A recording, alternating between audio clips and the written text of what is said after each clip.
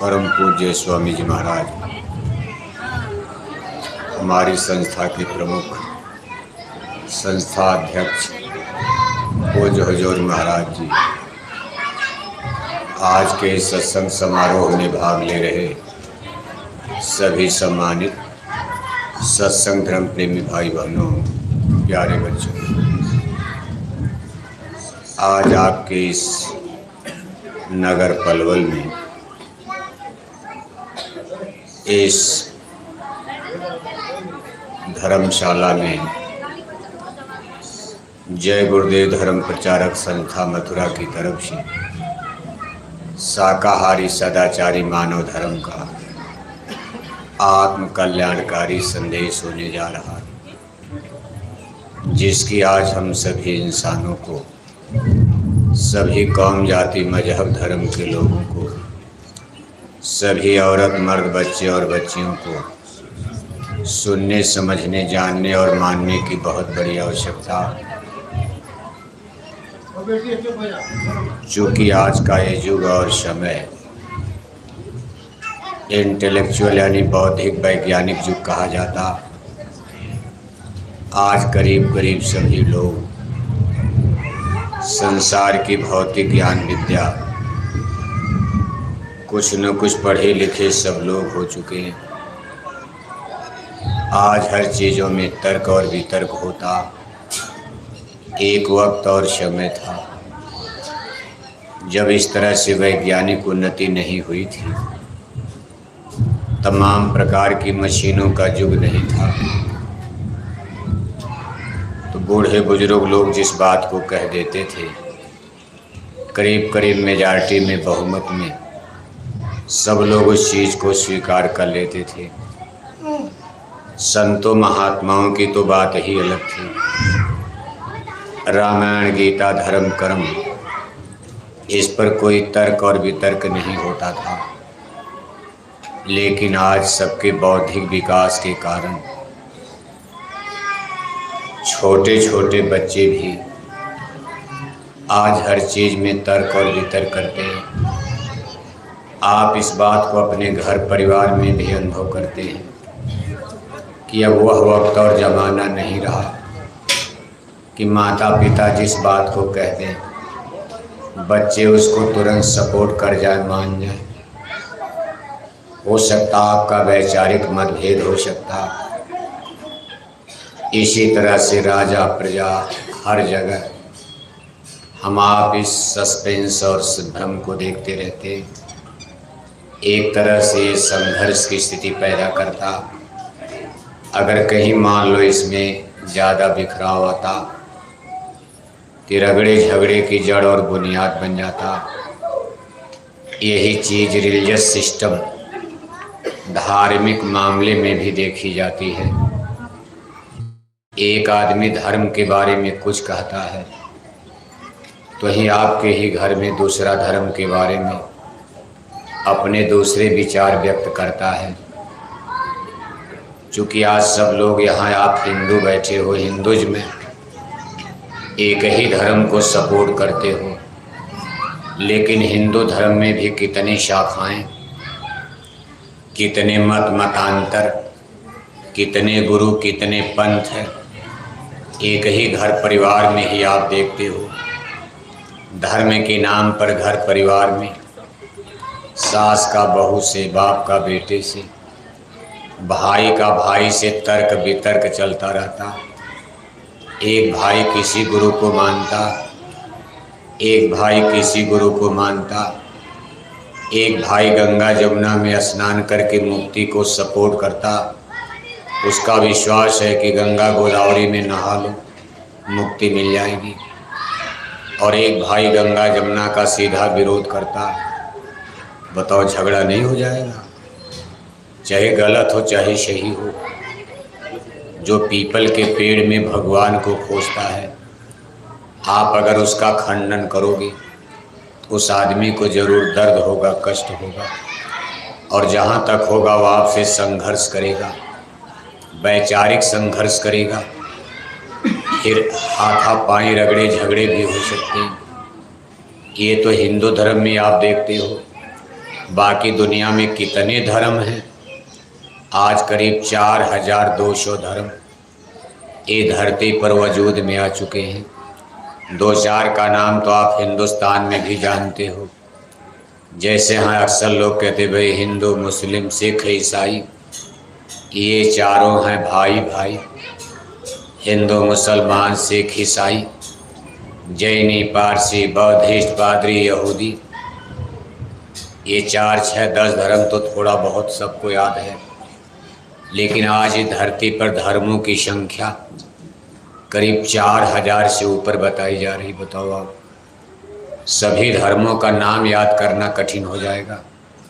सभी धर्मों का नाम लिखने में एक किताब बुकलेट बन जाएगी। और आश्चर्य और अफसोस, सबसे दुख की बात यह है कोई भी धर्म आपस में इनमें एग्रीमेंट नहीं है। कोई न कोई इनमें विभेद पैदा हो जाता। एक धर्म जिस बात को सही कह रहा है, दूसरा धर्म उसी बात को गलत स्वीकार करता, नहीं मानने को तैयार। जैसे अपने भारत देश में 2 धर्म सबसे सुपर माने जाते हैं। एक अपना हिंदुज़्म में हिंदू धर्म, दूसरा है दीन ईमान इस्लाम, जिसको मुसलमान धर्म इस्लाम धर्म कहा जाता। ये भारत के 2 प्रमुख धर्म हैं। बाहर आप मुल्कों में जाओगे, अलग अलग परिस्थितियाँ, जैसे पूरा यूरोप, अमेरिका, ऑस्ट्रेलिया, ये बड़े बड़े जो महाद्वीप, बड़े बड़े सुपर पावर देश हैं, London, Britain, Italy, Germany, France, America, वहाँ क्रिश्चियन यानी ईसाई धर्म को सपोर्ट किया जाता। आप विदेशी तमाम मुल्कों में जाओगे, केवल मुसलमानी धर्म, Iran, Iraq, Beirut, Vietnam, Lebanon, Syria, Afghanistan, Pakistan, ये दुनिया में तमाम देश जहाँ केवल मुसलमानों का ही राज चलता। वहाँ कोई दूसरे धर्म का प्रधानमंत्री, मुख्यमंत्री बनना चाहे, गांव का प्रधान नहीं बन सकता। MP MLA बनना तो दूर की बात है। लेकिन भारत का रिलीजियस सिस्टम, यहाँ का हमारा जो तंत्र है थोड़ा मिक्सचर है। इसको डेमोक्रेट यानी प्रजातांत्रिक देश कहा जाता। वैसे सबसे बड़ा यहाँ हिंदू धर्म ही है। दूसरे नंबर पर इस्लाम यानी मुसलमानों का धर्म आता। लेकिन देखो इन दोनों धर्मों में कितना बड़ा सस्पेंस और संशय बना हुआ। हिंदू धर्म में लोग गाय को माता मानकर पूजा करते हैं। हिंदू लोग कहते भाई गाय हमारी माता है। वहीं आपके पड़ोस में मुसलमान भाई हैं, वो गाय का वध करते हैं, गाय को मारते हैं, काटते हैं। मुसलमानों में गाय और बैल की मांस को भी खाने के लिए उनके धर्म में वो कहते हैं हमको इजाज़त है। अब क्या है वो तो बात अभी आगे फैसला होगा। लेकिन वो लोग यही कहते कि भाई ये हमारा रिलीजियस सिस्टम इस चीज़ को सपोर्ट करता, इसमें हमको गुनाह पाप नहीं बल्कि अल्लाह ताला खुदा रब्बुल आलमीन की तरफ से हमको इसमें दुआ यानी बरकत मिलती। जब वो ईद का त्यौहार मनाते तो कहा गाय मार दिया ईद मुबारक, और बकरीद का त्यौहार मनाते हैं तो बकरी मार दिया बकरीद मुबारक। वहीं हिंदू धर्म में लोग गाय को आदरणीय और पूजनीय मानकर, माता मानकर पूजा करते। बताओ कैसे समझौता किया जाएगा इनमें? अगर आप एग्रीमेंट करना चाहो, चलो भाई हम सब लोग भाई भाई हैं, प्रेम मोहब्बत से रहा जाए, लेकिन समझौता होता नज़र नहीं आता। 700 बरस मुसलमानों के राज में भी इन बातों को लेकर सस्पेंस बना रहा, झगड़े होते रहे। 225 बरस ब्रिटानिया हुकूमत, अंग्रेज़ों के राज में इसी बात को लेकर झगड़े होते रहे। और आज़ाद भारत में आज हमारे देश को आज़ाद हुए करीब 70-72 बरस हो चुका है। हिंदू मुसलमानों के कितने रगड़े झगड़े बराबर अपने देश में होता रहता। और अभी भी आगे शांति, सकून, शांति की स्थापना का चांस नज़र नहीं आता। अभी भी दोनों तरफ से तलवारें खींचती जा रही। कब आपस में भिड़ंत हो जाए, झगड़े हो जाए, झंझट हो जाए। और इस झगड़े झंझट का सबसे बड़ा नुकसान क्या होता? वे जो झगड़ा करता, चलो जो गलती कर दिया मारा गया, लेकिन ऐसा नहीं, बल्कि बिना गलती किए ही छोटे छोटे बच्चों के भी कत्ल कर दिए जाते हैं। मुसलमान हिंदुओं के बच्चों को, हिंदू मुसलमानों के बच्चों को, जिनका कोई गुनाह नहीं, कसूर नहीं, उन्होंने जन्म लिया, अभी उनको ये भी पता नहीं कि हम हिंदू घर में हैं कि मुसलमान घर में हैं, हमको नमाज पढ़नी है कि मंदिर में पूजा करना, उनको भी आदमी गुस्से में कत्ल कर देता। इसी तरह से दुनिया के तमाम धर्म, जो हमने आपको 4000 धर्म की बात बताई, ये सारे विश्व में, धरती बहुत बड़ी, सारे संसार में धर्म के नाम पर तमाम रगड़े झगड़े अक्सर होते रहते। सब लोग अपना झंडा ऊंचा करने की फिराक में, वह हमारा धर्म सबसे ऊंचा। इसी तरह से अपने हिंदू धर्म में आप देखते हो, चूँकि आप सब लोग यहाँ हिंदू हो, हिंदू धर्म को सपोर्ट करते हो, रामायण मानते हो, गीता मानते हो, वेद भागवत मानते हो। हिंदू का मतलब रामायण मानना, गीता मानना, राम और कृष्ण को मानना, देवी देवताओं को मानना, गंगा जमुना तीर्थ मूर्त, यानी आपका जो रिलीजियस सिस्टम इसको सपोर्ट करता, इसको हिंदुज़्म यानी हिंदू धर्म कहते हैं। आप सब लोग चूँकि यहाँ हिंदू, कोई मुसलमान तो यहाँ बैठा नहीं, इसलिए मुसलमानों के बारे में कुछ कहना भी ठीक भी नहीं। जब यहाँ कोई मुसलमान है ही नहीं तो मुसलमानों की चर्चा करना ही बेकार है। अभी तो, और अभी मुसलमानों को सुनाया भी नहीं जा सकता। अभी मुसलमानों को सुनाने का समय आपके पलवल में, हरियाणा में 8 या 10 बरस के बाद आ रहा। यह एक बड़ी आश्चर्यजनक घटना होगी। 8 या 10 बरस बीत जाने के बाद तब इसी तरह से मुसलमान भी सत्संग में बैठेंगे और तब उनको सुनाया जाएगा, बताया जाएगा। अभी ये प्योर वेजिटेरियन लाइफ सिस्टम, शाकाहारी धर्म का संदेश भारत के हिंदुओं को सुनाया जा रहा है जय गुरुदेव मिशन की तरफ से। यानी शाकाहारी धर्म का संदेश अभी भारत के हिंदुओं को सुनाया जा रहा, क्योंकि बहुत से हिंदू मेजॉरिटी में, बहुमत में आज मांसाहारी धर्म को सपोर्ट करने लगे। हिंदुओं की बहुत बड़ी आबादी मांसाहारी धर्म को सपोर्ट करती। उन लोगों का ये मानना है कि धर्म मांसाहारी भी हो सकता, और इसीलिए उनकी पूजा में मांस, मछली, अंडा सब आ गया। वो लोग कैसे पूजा करते हैं? मांसाहारी धर्म का मतलब कि मंदिर में टन टन घंटी घंटा बजाए जा रहे और 1-1 किलो मछली, वो भी इसको पूजा मानते आपके पलवल में। बल्कि ज़्यादा हिंदू इसी को सपोर्ट करते। मछली छोड़कर मंदिर में घंटी घंटा बजाना, ऐसे हिंदुओं की संख्या पलवल में 20-20% से भी कम।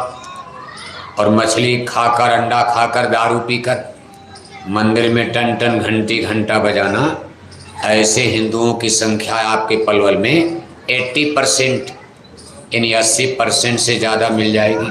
हम गप नहीं बोल रहे। आप एक रजिस्टर लेकर, पलवल तो बहुत बड़ा अब शहर हो गया, पहले छोटा था, अब तो सब लोग गांव से आकर इसी में बस रहे हैं और लगता कुछ दिन में पलवल दिल्ली सब एक ही हो जाएगा।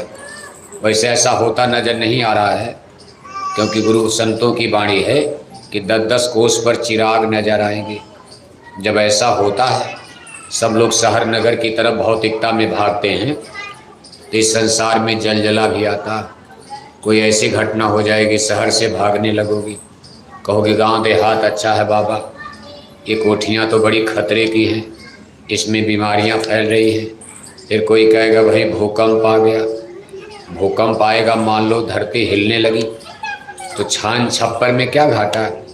गांव के आदमी की जान भूकंप में कैसे जाए? तो गन्ने के खेत में है, गेहूं के खेत में है, अपने चना मटर के खेत में है। भूकंप आ भी गया तो बच जाएगा। मान लो अपने घर में भी है तो उसके पास छान छप्पर के कच्चे मकान हैं, अगर भूकंप में छान छप्पर गिर भी गया तो बहुत होगा, उसकी टांग टूट जाएगी, हाथ टूट जाएगा, लेकिन मरने से बच जाएगा।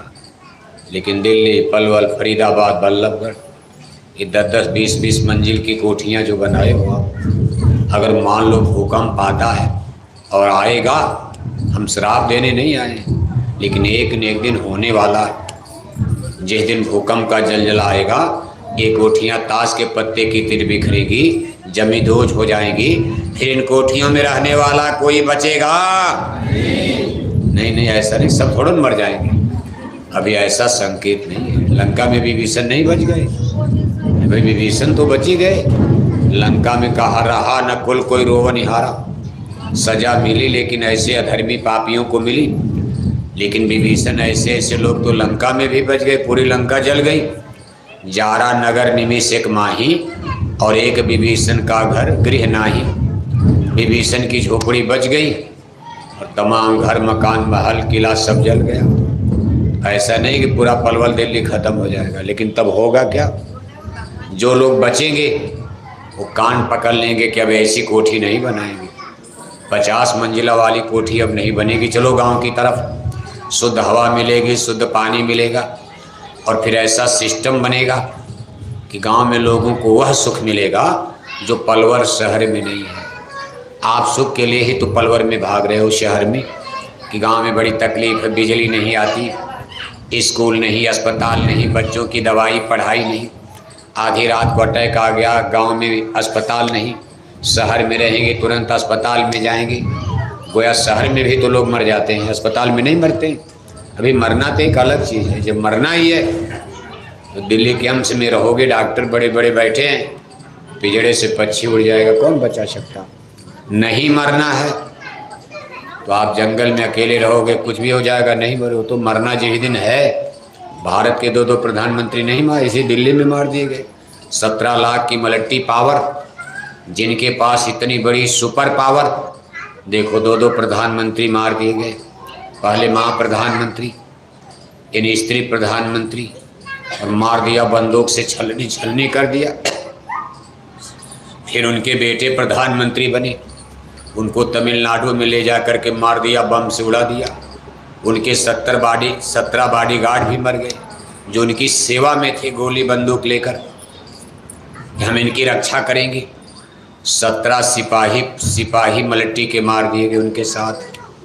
कहने का मतलब यह है कि जिस दिन मौत आ जाएगी, यही तो समझना। जिसको बुद्धि पागल कर लेता, मामा भांजी को नहीं पहचान पाता, बुद्धि पागल कर लेता, मामा भांजी को नहीं पहचान पाता, चाचा भतीजी को नहीं पहचान पाता, भाई बहन को नहीं पहचान पाता, बाप बेटी को नहीं पहचान पाता, तो शराब कबाब का सेवन करके अपनी बुद्धि को नष्ट करके, अपने तन मन बुद्धि को अशुद्ध करके कोई भगवान को कैसे पहचान पाएगा? सोचा कभी। और अध्यात्मवाद क्या है? जिसको आप धर्म अध्यात्म कहते हो, साइंस ऑफ सोल। धर्म माने केवल घंटा बजाना नहीं, धर्म अध्यात्मवाद का मतलब होता है आत्मा के विज्ञान को अध्यात्मवाद कहा जाता है। जैसे आप यहाँ दुनिया में तमाम इंटेलेक्चुअल बौद्धिक ज्ञान प्राप्त करते हो, हिंदी, अंग्रेजी, ज्योग्राफी, हिस्ट्री। मान लो आपने ज्योग्राफी पढ़ा, अब एक ही विषय तो पढ़ ही पाते, तब तक तो शादी हो जाती है। माँ बाप बेचारे बूढ़े हो जाएंगे 25 साल के बाद, तो माँ बाप को चिंता हो जाती कि अरे बाबा कब तक पढ़ोगे? अरे चलो तुम्हारी शादी कर दें, घर में बहू आ जाए, नहीं तो मैं मर जाऊँगा, तुम अपना कमाओ खाओ, हम कब तक खिलाएंगे? तो 25-26 साल के बाद तो पढ़ाई लिखाई बंद है सबकी। ये जीवन का बालकाल ब्रह्मचर्य अवस्था होती है। उसके बाद तो शादी हुई, घर में लुगाई आ गई, और जब घर में लुगाई आ गई तो लफड़ा झपड़ा पचड़ा बढ़ गया। अब हिंदी अंग्रेजी क्या पढ़ोगे? रोटी कपड़ा मकान की हिंदी अंग्रेजी पढ़ोगे आप? तब तो कभी भाई जूता नहीं, चप्पल नहीं, बच्चों को रोटी नहीं, कपड़ा नहीं, मकान नहीं, कमाओ खाओ, तब तो ये झंझट गृहस्थी का हाल आता है। अब आपको हम चलेंगे, अभी डिग्री लेने जाएंगे, शादी के बाद तो पढ़ाई लिखाई स्टॉप हो जाती है। ये संसार का दस्तूर है, नियम ही है। अब मान लो 25 साल की ये उम्र, आदमी इतना पढ़ता लेकिन एक विषय का भी पूरा मास्टर नहीं हो पाता। जिंदगी समाप्त होने की दहलीज पर चली गई। आदमी मान लो दिल्ली यूनिवर्सिटी में जाकर ज्योग्राफी से PhD कर लिया। PhD डिग्री सबसे बड़ी डिग्री है, और बस कहता भाई हम ज्योग्राफी से पीएचडी डॉक्टरेट हो गए। और अभी उससे पूछा जब बताओ दुनिया में कितने देश हैं, हर देश की राजधानी गिनकर बता दो तो 50 से ज़्यादा पीएचडी वाला भी नहीं बता पाएगा। और जब पूछा जाए भाई आप तो भूगोल से पीएचडी कर लिए, आपको दुनिया के सभी देशों का नाम और राजधानी नहीं पता, तो कह गए थोड़ा 2-4 साल पहले पढ़ा था भूल गया। इन्हीं जो पढ़ता हो भूलता भी जाता है। ये बौद्धिक ज्ञान यानी हमारे ब्रेन माइंड दिमाग में, हमारे इस बुद्धि में, कंप्यूटर में इतनी ताकत नहीं है कि जो पढ़ लिया वो परमानेंट रहेगा। बुढ़ापा आते आते तो करीब करीब भूल ही जाता। बहुत से लोग इसमें आप बैठे हो, इंजीनियर, डॉक्टर, फिजिक्स पढ़ा, केमिस्ट्री पढ़ा, जूलॉजी पढ़ा, बॉटनी पढ़ा, कुछ न कुछ तो सब लोग पढ़े हो, लेकिन आज बुढ़ापे में आ गए, कहते भाई कई साल हो गया हमको मैथमेटिक्स भूल गई, हमको फिजिक्स का फैक्टर फार्मूला भूल गया। जब बच्चे कहते दादा हमको पढ़ाओ कुछ, आप तो बीएससी एमएससी हो, तो आप कहते बच्चा हम तो बहुत दिन पढ़े हुए हो गया, हमको ये कोर्स भूल गया है, इसलिए आप अपने मास्टर से पढ़ लेना। आप खुद इतनी बड़ी डिग्री लेकर लेकिन अपने बच्चों को नहीं पढ़ा पाते हो। ट्यूटर आप उनके लिए इतना पैसा खर्च करके ट्यूशनी लगाते हो, पढ़े लिखे तो आप भी हो, लेकिन नहीं पढ़ा पाओगे आप, क्योंकि आपका भूलता जाता। और बुढ़ापा आते आते जब शरीर बुढ़ापे में चला गया, आँख कमज़ोर, कान कमज़ोर, जबान कमज़ोर, गठिया पकड़ लिया, बात पकड़ लिया, आदमी चारपाई पर गिर पड़ा, तब तो देखो टट्टी पेशाब तक भूल जाता। उसको ये भी नहीं पता कि टट्टी चारपाई पर सोए से टट्टी कर देता। तब तक बहू आती कहती शर्म नहीं बुढ़े को, तूने बिस्तर खराब कर दिया, बताओ हम टट्टी कब रोज रोज टट्टी साफ करें। अब बहू को ये क्या पता कि बेचारा नॉनसेंस, उसका सेंस ही नहीं काम कर रहा, बस तुरंत टट्टी हो गई, वो डांट सुनता। तमाम घरों में अब अगर बीमारी ज़्यादा हो गई, वैसे ईश्वर करे, गुरु महाराज करें कि आपको बुढ़ापे में यानी चलते फिरते मर जाओगे, ठीक रहेगा। और अक्सर सत्संगी लोग जिनको नामदान मिल जाता, नामदान प्राप्त करके जो साधन भजन सुमिरन की कार्रवाई, स्पिरिचुअल एक्सरसाइज, थोड़ी साधना, पूजा पाठ, भजन भक्ति अभ्यास कर लेते हैं, तो शरीर एक तरह से दलदल हो जाता है। दलदल माने जैसे ज़मीन में कोई पेड़ वृक्ष है, कोई पौधा ऐसे लगा है, वहाँ थोड़ा पानी गिरा दिया, मिट्टी नम हो गई, अब आप उस पेड़ को उखाड़ना चाहो तो बड़ी आसानी से जड़ के साथ निकल जाएगा। अगर मान लो मिट्टी कठोर है, वहाँ नमी पानी नहीं है, और आप झटके से पेड़ को उखाड़ना चाहो तो जड़ नीचे रहेगी और उसका ऊपर वाला हिस्सा, तने वाला हिस्सा ऊपर आ जाएगा, सोड़ जड़ नीचे टूट जाएगा 2 खंड में। ऐसे ही जो लोग ध्यान भजन सुमिरन करते हैं, उनका तन मन का पिंजड़ा डाइल्यूट हो जाता। ये तन और मन का पिंजड़े में आपको बंद किया गया। अब आप सोचते तन माने शरीर होता, तो शरीर तो आप देख रहे हो, एक और पिंजड़ा है मन का। ये ऐसा सेक्रेट गुप्त पिंजड़ा है जिसको न हिंदू देख पाते, न मुसलमान, न औरत, न मर्द, कितनों अनपढ़ गवार पढ़े लिखे कोई देख ही नहीं पाता। तन का पिंजड़ा दिखाई देता है, लेकिन आश्चर्य है कि अज्ञान में आप इसको भी पिंजड़ा नहीं मानते। पिंजड़ा माने जेल खाना, जैसे किसी को जेल में बंद किया जाता है, ऐसे कोई चिड़िया, पक्षी, जानवर, उनको कोई कमरे में नहीं बंद करता। इतनी बड़ी चिड़िया के लिए 2 लाख का कमरा बनवाओगे आप, उसमें ताला लगा कर बंद करो। अरे चिड़िया को तो इतना बड़ा पिंजड़ा, थोड़ा सा पिंजड़ा बनाया जाता है लोहे का, लकड़ी का, किसी भी चीज़, राजाओं के यहाँ सोने चांदी का पिंजड़ा बनाकर उसमें तोता, मैना, बुलबुल, किस्म किस्म के सुंदर चिड़िया पक्षी बंद करके पाले जाते थे। अब इसी बात को महापुरुष समझाते कि भाई काल लाए तन मन में घेरा, दुख पाए तुम बहुत घनेरा। आपको किसी बाजीगर शिकारी ने, जैसे कोई चतुर शिकारी तमाम चिड़िया पक्षी को धोखे से जाल में फंसाकर पिंजड़े में बंद करके, और उसमें अनेक प्रकार की उसको घुटन, कितनी तकलीफ होती। इसी तरह से किसी चालबाज ने, किसी चतुर शिकारी ने आपको गिरफ्तार करके तन मन के पिंजड़े में बंद कर दिया, और जब तक इस पिंजड़े में रहोगे सुख नहीं मिल सकता। मान लो खाने पीने की कमी तो चिड़िया को भी नहीं है, आराम से उसमें मिल रहा है, लेकिन वही खाएगा जो मालिक देगा। अपनी इच्छा अनुसार चिड़िया पिंजड़े में नहीं खा सकती। जो उसको भोजन मिल गया, जिस पेड़ का फल मिल गया वही खाएगी। अगर मालिक ने जामुन रख दिया जामुन खाएगी, मालिक ने आम रख दिया आम खाएगी। अब मालिक ने जामुन रखा और चिड़िया सोचे हम अनार खाएंगे, लेकिन अगर पिंजड़े के बाहर है उड़ करके जाएगी, अनार के पेड़ पर बैठेगी, अनार खाएगी। आज चिड़िया की इच्छा है कि आज हम आम खाएंगे, उड़ करके आम के बाग में चली जाएगी, आम खाएगी। लेकिन पिंजड़े में पेट तो भरता है, लेकिन उसकी फ्री विल, फ्रीडम, आज़ादी ब्रीफ है। अपनी इच्छा अनुसार वो नहीं विचरण कर सकती। अगर बाहर रहेगी 1 किलोमीटर 2 किलोमीटर सैर सपाटा रोज करेगी, लेकिन पिंजड़े में 1.5 फीट के पिंजड़े में अब उसका कितना, जब तक निकलेगी नहीं पूरी उम्र बीत जाएगी उसी में चक्कर लगाते लगाते ऐसे ऐसे। इसी तरह से आप कैदी हो चुके हो। अब आप सोचते हो कि नहीं ये पिंजड़ा नहीं सुंदर, इसी को सजा रहे हो। पिंजड़ा को ही ठीक करने में जीवन नष्ट कर डाला। हम सबसे सुंदर, सबसे सुंदर, चलो नहीं पूरे पलवल में सुंदर तो अपने गांव में ही तो सुंदर, अपने मोहल्ले में सुंदर। बस रोज तेल फुलेल, रोज क्रीम पाउडर, नहाना धोना, खिलाना पिलाना जिलाना, और नहीं समझ रहे हो कि आखिर है तो पिंजड़ा, एक दिन फना हो जाएगा, नष्ट हो जाएगा। मुट्ठी भर जलकर राख बनेगा। सूरज की तरह से चमकता चेहरा, सोने की तरह से चमकती ये काया शरीर, एक दिन आग में जलकर मुट्ठी भर राख हो जाएगी।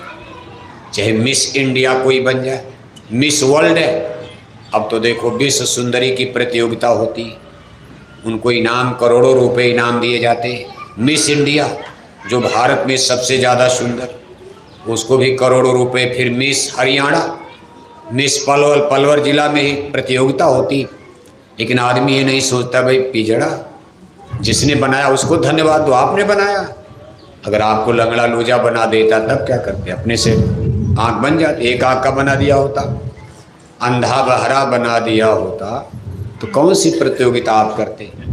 एक पैर के लंगड़े हो गए, आँख से अंधे हो गए, कान के बहरे हो गए, जवान का गूंगा माँ के गर्भ में बना के पैदा कर दिया। अब आपकी सारी सुंदरता, दांत बड़े बड़े कर दिए, कौन ठीक कर पाएगा। लेकिन आदमी देखो अज्ञान में वो सोचता नहीं है हमारे इसी को ठीक करो। और एक दिन आग में जलकर मुट्ठी भर राख। राजे महाराजे, बादशाह शहंशाह, उनकी बेग में उनकी रानियाँ। कहा एक राजा था एक रानी, अब मर गए राजा मर गए रानी हो गई ख़त्म।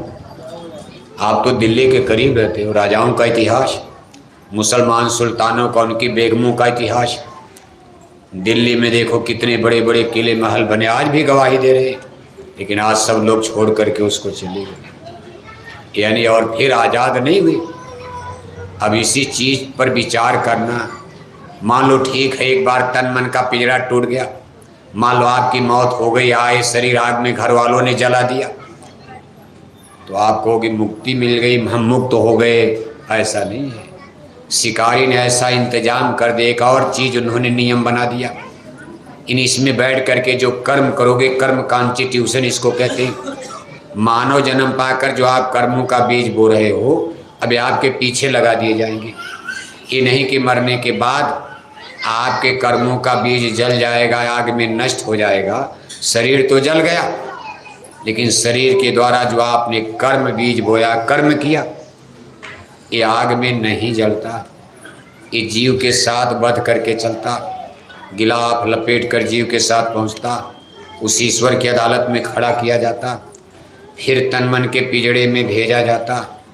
और पिंजड़े अलग अलग बनाए गए, दुख और सुख। मानव जीवन में तो चलो इसमें तो दुख कम, यहाँ आपके बहुत संगी साथी, आपके लिए हर सुविधा है।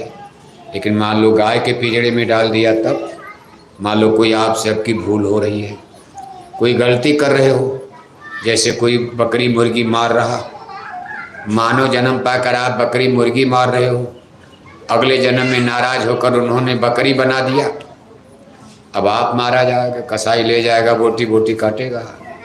इन ये पिंजड़े बदलते रहेंगे कब तक? जब तक आप इससे मुक्त नहीं हो जाओगे, अपने उस शाश्वत सनातन आदिदेश, आदिदेश माने जहाँ से आपका जन्म हुआ है। किसका जन्म? आत्मा, स्पिरिट, शरीर का नहीं, शरीर का जन्म तो यही हुआ, माता पिता के पेट स्व देख जानते हो आप कैसे यहाँ जन्म मरण होता। यानी इस शरीर में जो आत्मा है इसका जहाँ जन्म हुआ है, इसके जो जन्मदाता हैं, यानी जहाँ से इसका वर्जिन ऑफ स्पिरिट आत्मा की जहाँ से मूल मुकाम पैदाइश है, जब तक फिर वहाँ नहीं पहुँच जाओगे तब तक ये जन्म मरण का चक्र चलता रहेगा और इसमें कर्म बंधन आपको नचाते रहेंगे, घुमाते रहेंगे। इसी को महापुरुष कहते हैं, आकर 4,84,000 योनि भ्रमति जीव अविनाशी।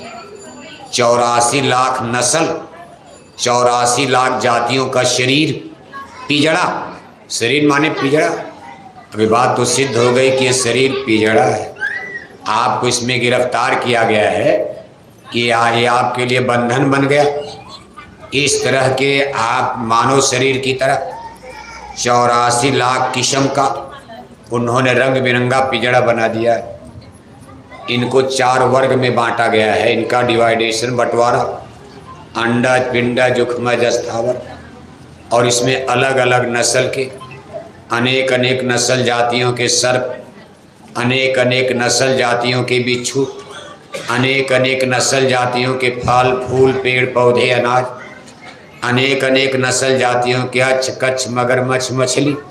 कितने किस्म किस्म की मछली देखते हो आप, इतनी बड़ी बड़ी मछली कि अगर मछली की पूंछ को काट दिया जाए, कहीं रखा जाए तो उसके नीचे हाथी खड़ा हो जाएगा।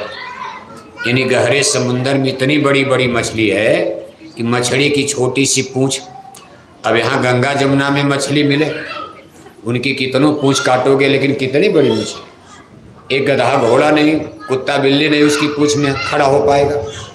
लेकिन समुद्र में इतनी बड़ी बड़ी मछली, उसके पूंछ का थोड़ा सा ही हिस्सा काट कर अगर आप कहीं ज़मीन पर रख दो, उसके नीचे हाथी खड़ा हो जाएगा।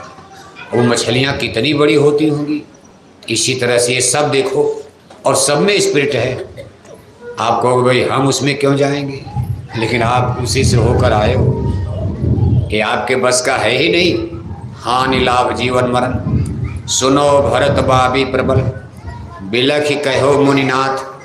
हानि लाभ जीवन मरण, जस अपजस विधि हाथ।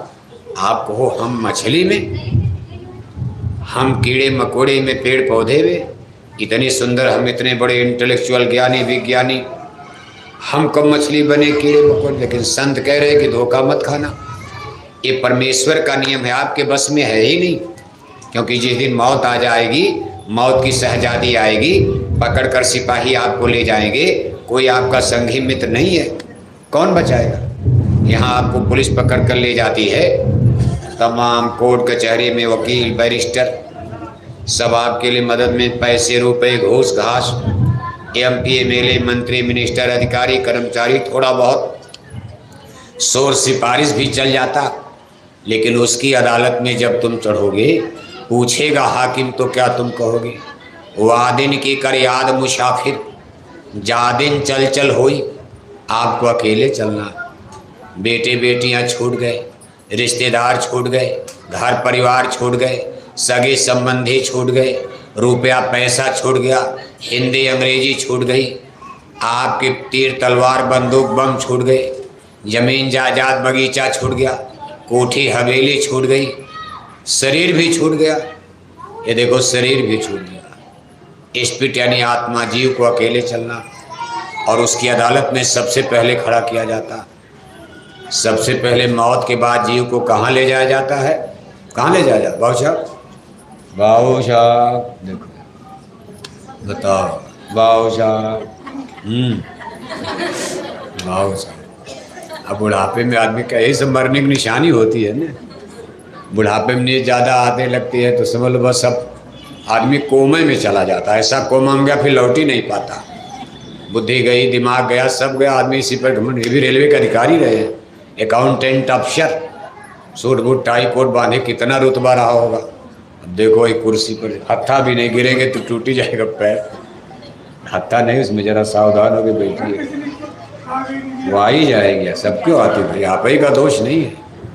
तो आवत यही शरत कठिनाई, और सत्संग में तो ऐसो नींद आती।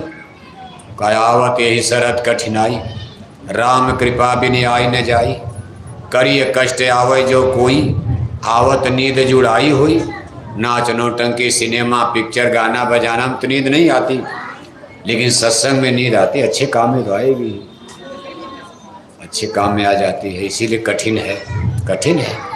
ये कठिन रास्ता ना होता आज सब लोग इसको सपोर्ट न करते। इतना मेहनत हो रहा, इतना परिश्रम किया जा रहा, बताया जा रहा, समझाया जा रहा। तो देखो आप मौत के बाद, वैसे हमारी आपकी मान्यता क्या है? सस्ते में अपने हिंदू समाज में मुसलमानों का उनका भी नियम बना हुआ है, लेकिन अपने हिंदू समाज का नियम क्या बना दिया हम लोगों ने? बनाया मरने के बाद जब आप ब्रह्मोत्सव 13वीं मनाते हो दादा दादी की, तो सब लोग एक ही नोटिस सूचना गांव जवार में लिखकर चिट्ठी बांटते हो। सूचना भेज दिया कि मेरे पूजनीय दादाजी का क्या हो गया? क्या हो गया? जोर से बोलो, स्वर्ग। दादी मर गई तब क्या हो गया? दादा 2 कुंतल मछली खाकर मर गए तब क्या हो गया? दादा सारी जिंदगी शराब पीकर पलवल में कितनी बहन बेटियों की ख्वारी कर दिया, इज्जत की, कितनी बहन बेटियों की इज्जत को बिगाड़ डाला।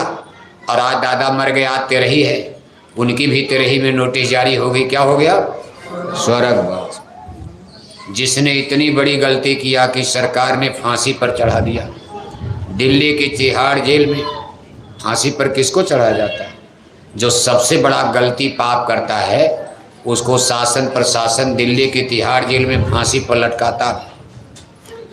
और जब वो फांसी पर चढ़ गए, उनकी डेड बॉडी मुर्दा लाश घर वालों को मिली, तो उन्होंने भी ले जाकर जमुना के किनारे जला दिया। और 13ही के दिन वो भी चिट्ठी लिखते हैं कि मेरे भी दादा का क्या हो गया? क्या हो गया? बताओ, सरकार फांसी पर चढ़ा दिया। इतनी बड़ी गलती की है कि सरकार माफ नहीं कर पाई।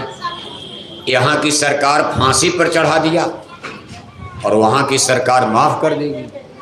लेकिन हम लोग कहते स्वर्ग बास स्वर्ग। क्या स्वर्ग का पट्टा आप ही करते हो?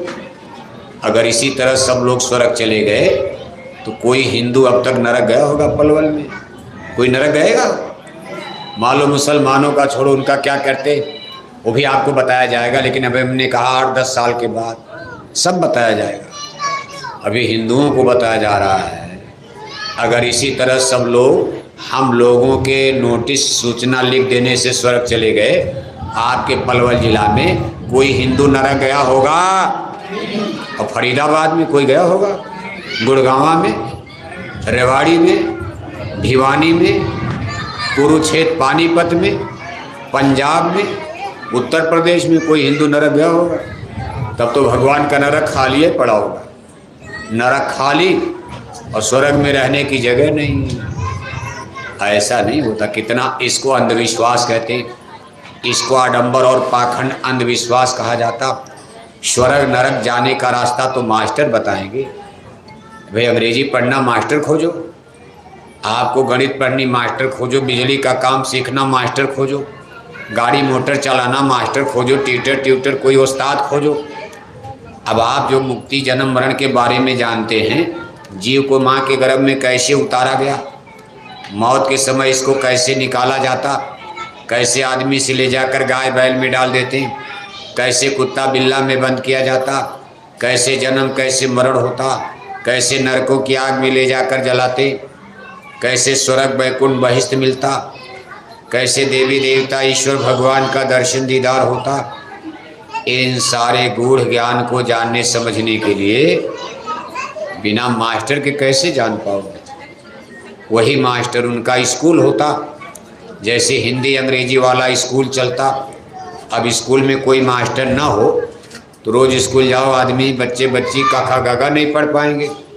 ज्ञान तो मास्टर देगा कि स्कूल की दीवार देगी, किताब देगी।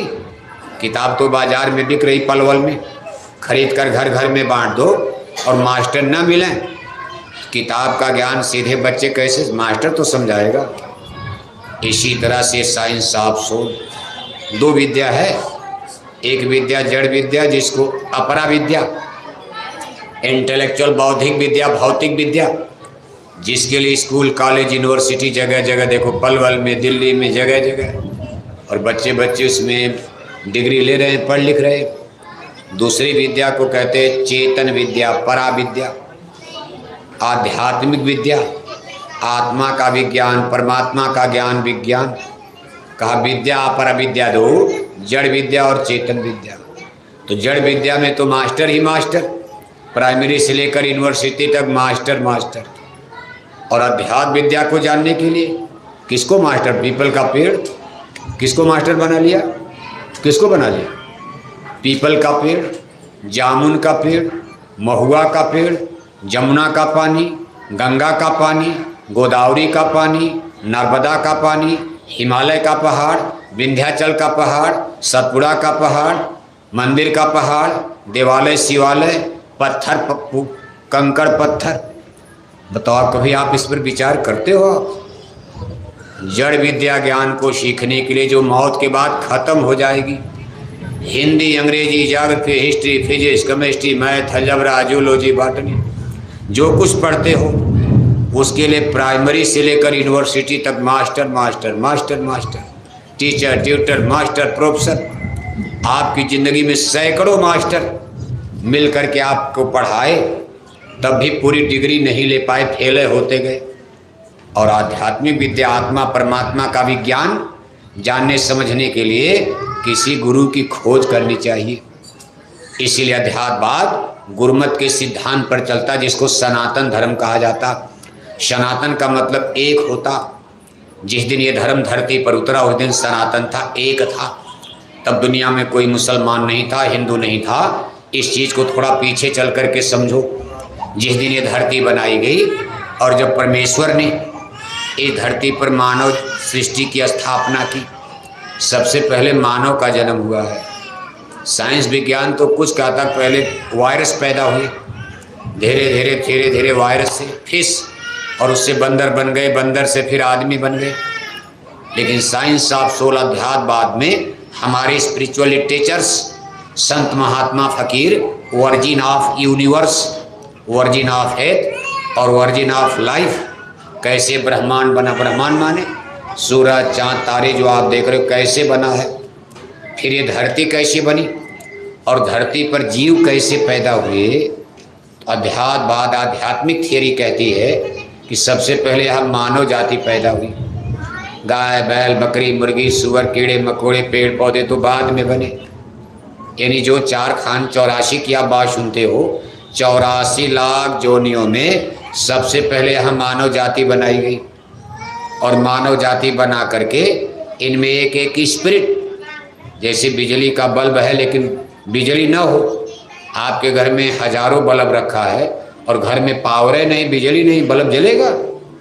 आपके घर में पंपिंग सेट है, आपके घर में आटा चक्की मशीन है, कूलर है, फ्रिज है, पंखा सब है, और घर में पता चला बिजली ही नहीं है, ऊर्जा एनर्जी ही नहीं है, कोई मशीन काम करेगी। ऐसे शरीर तो मशीन है, अब ये काम कैसे करेगी? इसमें पावर, ऊर्जा, एनर्जी डाली गई। माँ के गर्भ में 5 महीने 10 दिन में बना, और जब माताएं नहीं थी तब कैसे बना? मान लो कोई माँ थी ही नहीं, अब तो माताएं हैं, माताओं के गर्भ में शरीर बनता। लेकिन जब धरती पर कोई औरत, माताएं माने मातृशक्ति, यानी स्त्री को मातृशक्ति कहा जाता है, इसलिए इनकी पूजा होती। जत पूजते रमनते तत्र देवता। इनको भारत की धरती पर, धर्म भूमि पर मातृशक्ति कहा जाता। लेकिन मान लो अभी यहाँ कोई औरत मर्द था ही नहीं, तब कैसे पैदा हुए बच्चे? प्रश्न तो है ही है। अब आपसे पूछा जाए पहले मुर्गी पैदा हुई कि पहले अंडा पैदा हुआ, क्या बताओगे? आप कहो मान लो पहले अंडा पैदा हो गया, तो जब मुर्गी नहीं थी तो अंडा कैसे पैदा हो जाएगा? मान लो कह दो पहले मुर्गी पैदा हो गई, अब अंडा नहीं तो मुर्गी कहाँ से आएगी? तो प्रमेय तो है, कट बैठी तो ही है। इसके लिए साइंस विज्ञान कसरत कर रहा। लंदन अमेरिका के वैज्ञानिक अरबों अरबों की मशीन बनाकर, देखो चंदा मामा तक जा रहे, उसके आगे देख रहे, सारी खोज की जा रही, रिसर्च हो रही कि आखिर इसका रहस्य क्या, ओरिजिन ऑफ यूनिवर्स, इतना बड़ा ब्रह्मांड कौन बनाने वाला, कोई है? लेकिन अभी तक वैज्ञानिक उस निष्कर्ष जहाँ पहुँचे, उन्होंने सूरज के आगे एक और सूरज देखा, उसके आगे एक और सूरज देखा, फिर गैलेक्सी में, जिसको आकाश गंगा कहते हो, करोड़ों तारे, स्टार्स, करोड़ों करोड़ों उन्होंने देखा है। इस सूरज से करोड़ों करोड़ों गुणा बड़ा बड़ा सूरज, लेकिन कहीं उनको प्राणी नजर नहीं आया। इसलिए अभी तक विज्ञान ये मानता है there is no distance of God. इस ब्रह्मांड में भगवान भगवान नाम की कोई चीज़ नहीं। जैसे हम लोग तो मान लेते हैं, धार्मिक लोग रामायण गीता पढ़ने वाले, नहीं भाई भगवान विष्णु का विष्णु लोक है, क्षीर सागर है। क्षीर माने दूध होता है, दूध का रंग सफ़ेद होता है, वहाँ दूध का सागर नहीं, यानी वहाँ है लेकिन पानी की तरह नहीं, उसमें जो लिक्विड तरल है वो बिल्कुल दूध की तरह सफ़ेद नज़र आता है, और बीचों बीच में भगवान विष्णु का महल बना हुआ, जिसको आप कहते हो शेषनाग की शैया। शेषनाग माने कोई नाग नागिन नहीं, तो नाग नागिन, भगवान नाग नागिन पर सोएंगे। आपको नाग नागिन पर सुला दिया जाए अच्छा लगेगा? मेन उनका जो महल बना उसकी डिजाइन ऐसी, जैसे मालूम पड़ता सहस्रों हजारों फंस उसमें, यानी फोर्सेज ऊर्जा एनर्जी निकलती जो मृत्यु लोक पर पड़ती है। जैसे करंट पावर निकलती है फुफकार की तरह, करंट पावर ऊर्जा एनर्जी, जिससे हमारी ये धरती पृथ्वी टिकी हुई है इस ब्रह्मांड में गोला में, और सूरज के चारों तरफ ऐसे चक्कर लगा रही। ये सब ग्रेविटेशनल फोर्स वहीं से पैदा होती। मालूम पड़ता कोई नाग नागिन ऐसे फन निकाले, ये सब वहाँ सुंदर सुंदर रचना है। वहाँ कोई नाग नागिन, इससे सांप बिच्छू की बात नहीं कि भगवान शंकर गले में सांप, बताओ सांप, कोई आदमी यहाँ भी सांप और बिच्छू डाल के पागल कहा जाएगा? भगवान लोग गले में सांप और बिच्छू डालकर चलेंगे? आप इतनी सुंदर सुंदर एसी बंगला में रह रहे हो, और सबको बनाने वाले भगवान आद्या महाशक्ति अष्टांगी देवी आदि शक्ति दुर्गा जगत जननी माता, उनके ये 3 पुत्र है ब्रह्मा विष्णु शंकर, जिनको जगत जननी कहा गया, जिन्होंने इस जगत की रचना किया, इतना सब कुछ बनाया। उस माता के पुत्र ऐसे कंगाल भिखारी की तरह, भिखमंगे की तरह चलेंगे? कभी आप सोचते हो? ये सब रूपक है। वहाँ जो नक्शा नज़र आता है फोटो खींचा, अब कोई फोटो वोटो तो किसी को मिलती नहीं। ऋषि मुनियों ने जा करके जब देखा, अपने भक्तों को सुना दिया, भक्त देखे नहीं, उन्होंने कागज पर नक्शा बना दिया, ऐसे ऐसे है। कोई फोटोग्राफी, उधर तो फोटोग्राफी होती नहीं। मान लो कोई उधर गया, देख लिया कि भगवान विष्णु क्षीर सागर में बड़ा सुंदर इनका महल, डिजाइन ऐसी है। अब उन्होंने अपने सत्संग में अपने भक्तों को बता दिया, हमने जा कर के देखा तो मालूम पड़ा उनके पास 4 हाथ है, शंख चक्र गदा पद्म। ये लोहे लक्कड़ का शंख चक्र नहीं, एक बार ऐसे घुमा दे धरती खत्म हो जाएगी। इन्हीं उनकी मिसाइलें, उनके इतनी पावर, ये सब उनके आयुध हैं, अस्त्र शस्त्र हैं, और इसमें से ऊर्जा एनर्जी चेतन शक्ति निकलती। अब उसको इन लोगों ने सत्संग में सुना दिया, भक्त बेचारे देख नहीं पाए, उनकी दिव्य दृष्टि खुली नहीं, तो उन्होंने उसी की डिजाइन बना लिया, पत्थर की मिट्टी की मूर्ति उर्ति बना के, और मंदिर वंदिर बना के कहा भगवान विष्णु का चतुर्भुज रूप है, ये राम और किरण का है सीता। बताओ आप, राम किरण की फोटो मिलेगी? आप कहाँ मिलेगी फोटो? बाप दादों की फोटो 2 पीढ़ी पहले आपसे कही जाए, मिलेगी कहीं? भगवान राम को लाखों बरस हो गया, कहाँ फोटो मिलेगी? राम और कृष्ण की फोटो आज किसको मिलेगी? कहाँ से मिलेगी बताओ? और वो भी बिना मिली तो बिना दाढ़ी मोछ वाली।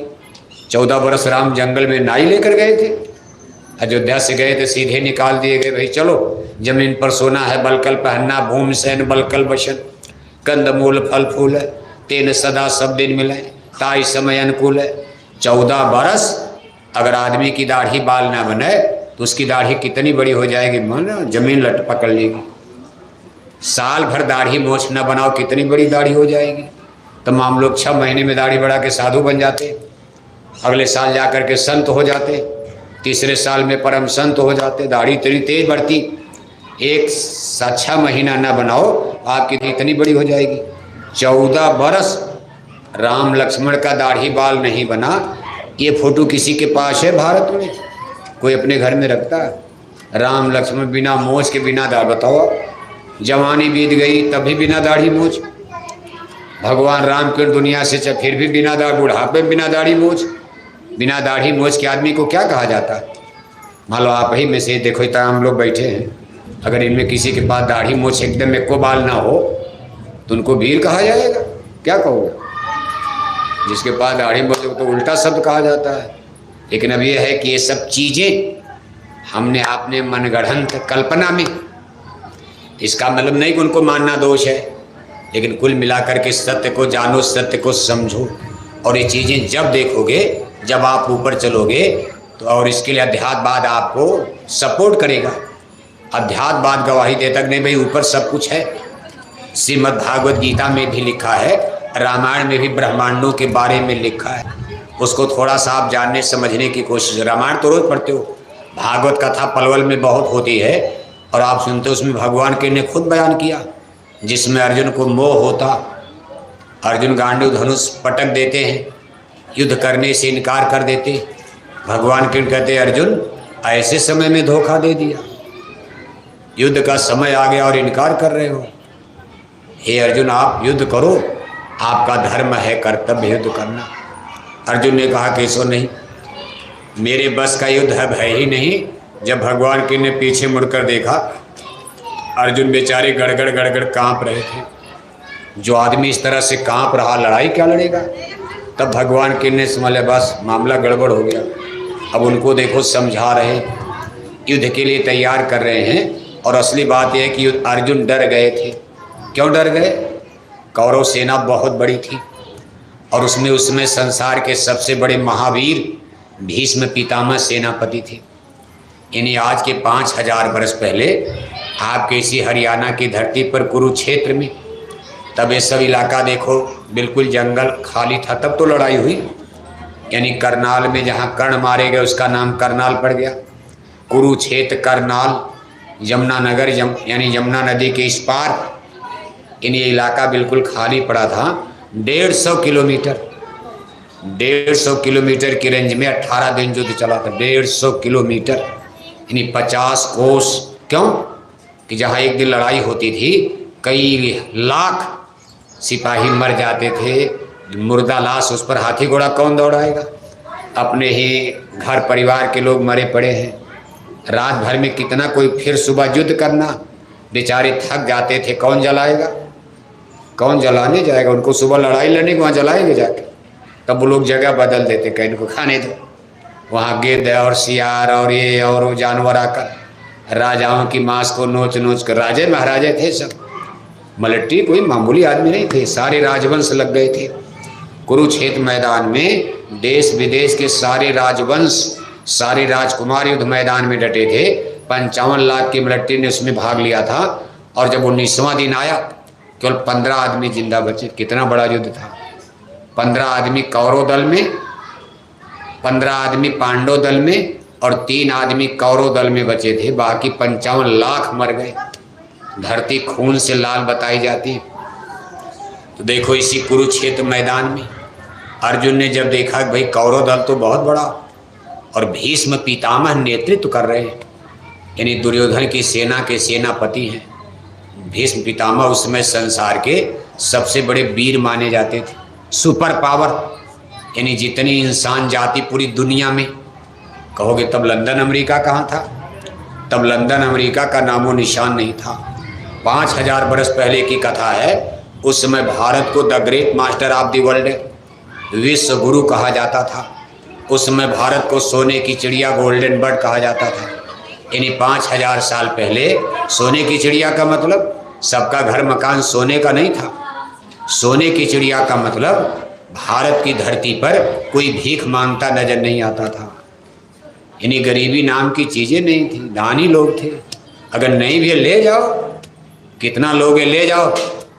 कर्ण ऐसे ऐसे दानवीरों का नाम आप सुनते, मरते दम तक दान देते रहे ऐसे तमाम लोग। सबके अंदर दान वृत्ति, लेने वाला नहीं, घसीट लो, चाचा को मार कर ले लो, भाई को मार कर ले लो, भतीजा का भी ले लो। उसमें देने वाली वृत्ति थी, ले जाओ। यानी कोई भी भारत, उस समय भारत को, भारत हिंदुस्तान नहीं, उस समय इसका नाम सिंघल द्वीप, जम्बूद्वीप, ब्रह्मावर्त, आर्यावर्त इसके नाम रखे गए थे। और ये ईरान, इराक, जो आज मुसलमानों का देश देख रहे हो, ईरान इराक से लेकर कि आपका ब्रह्मावर्त, तो आज बर्मा को कहा जाता है कि बर्मा, रंगून, मलेशिया, सिंगापुर, ये सब अखंड भारत कहा जाता था। बहुत बड़ा देश और ये पूरे दुनिया का केंद्र था।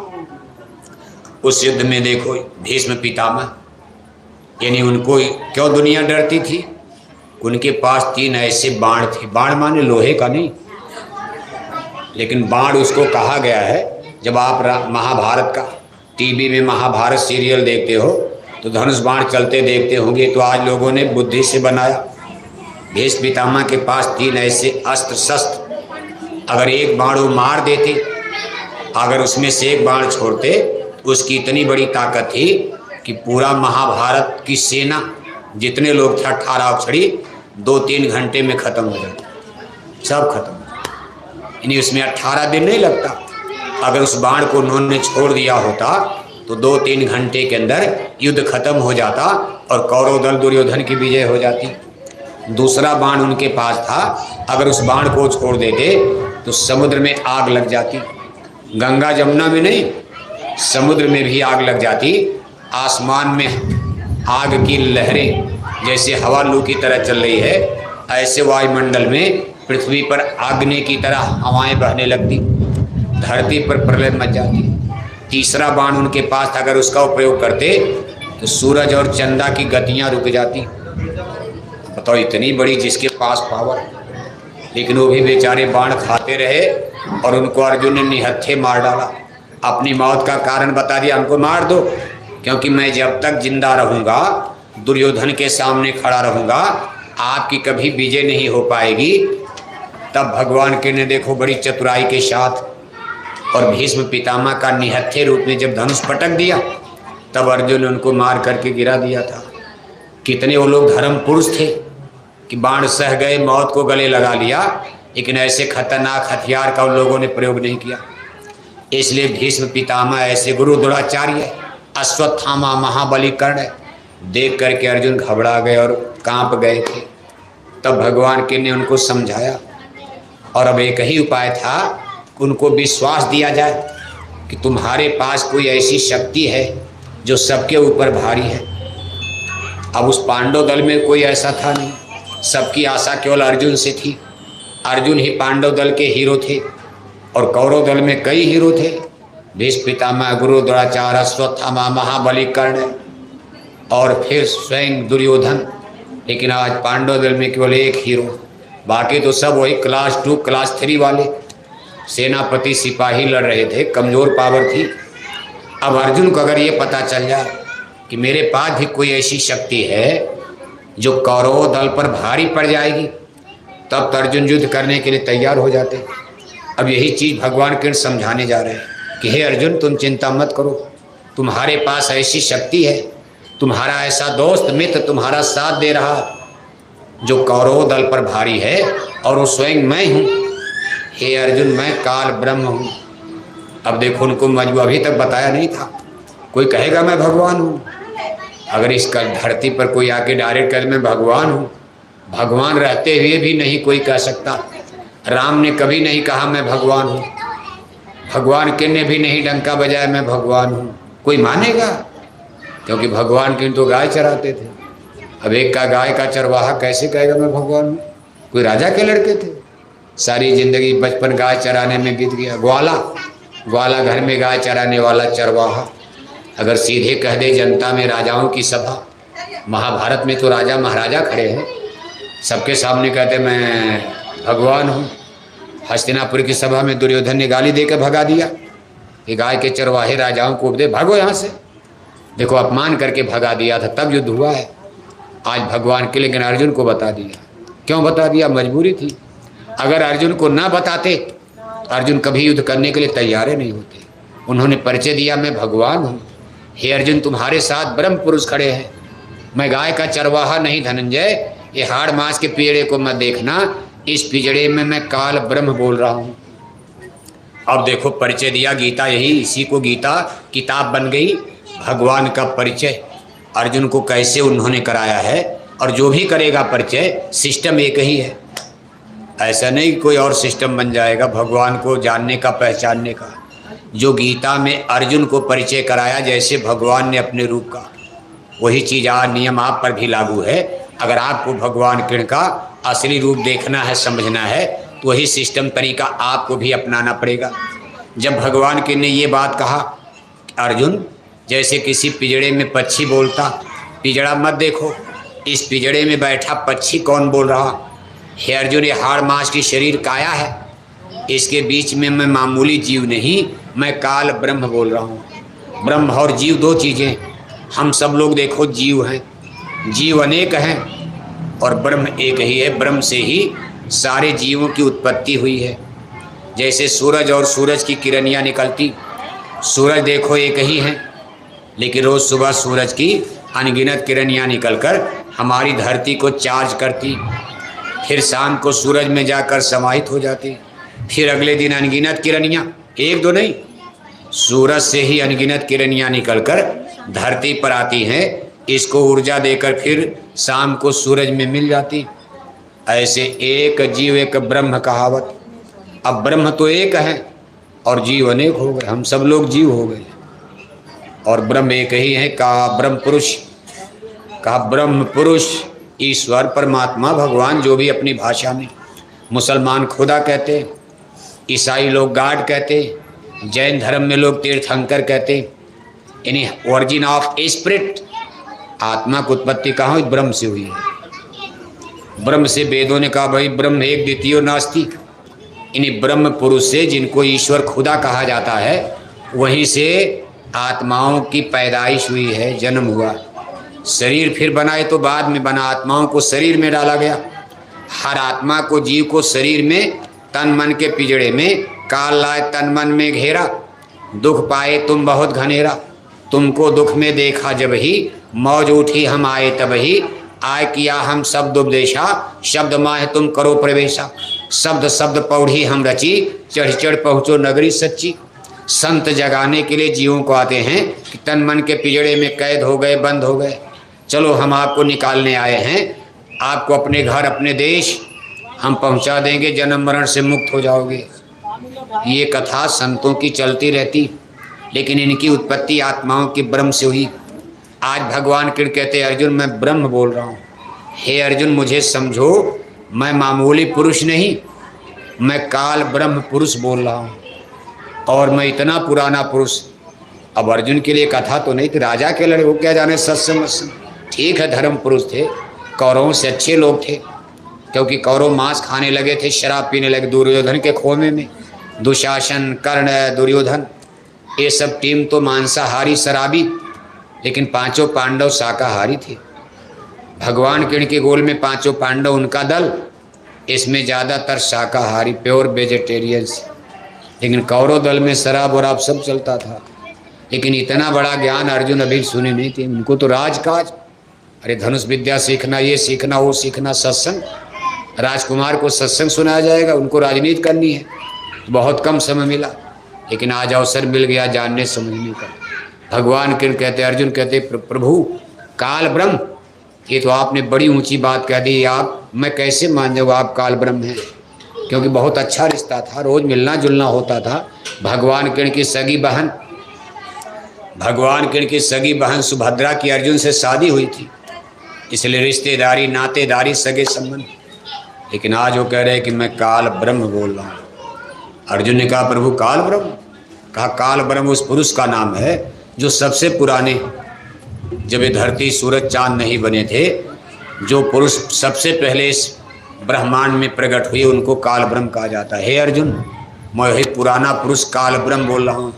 हे अर्जुन, सही मेरी बात को मानो, ये सूरज मेरे सामने बना, चंद्रमा मेरे सामने बनाया गया, तारे मेरे सामने बनाए गए, ये धरती, पृथ्वी, पेड़ पौधे, समुंदर, पहाड़, सब मेरे सामने बनाया गया।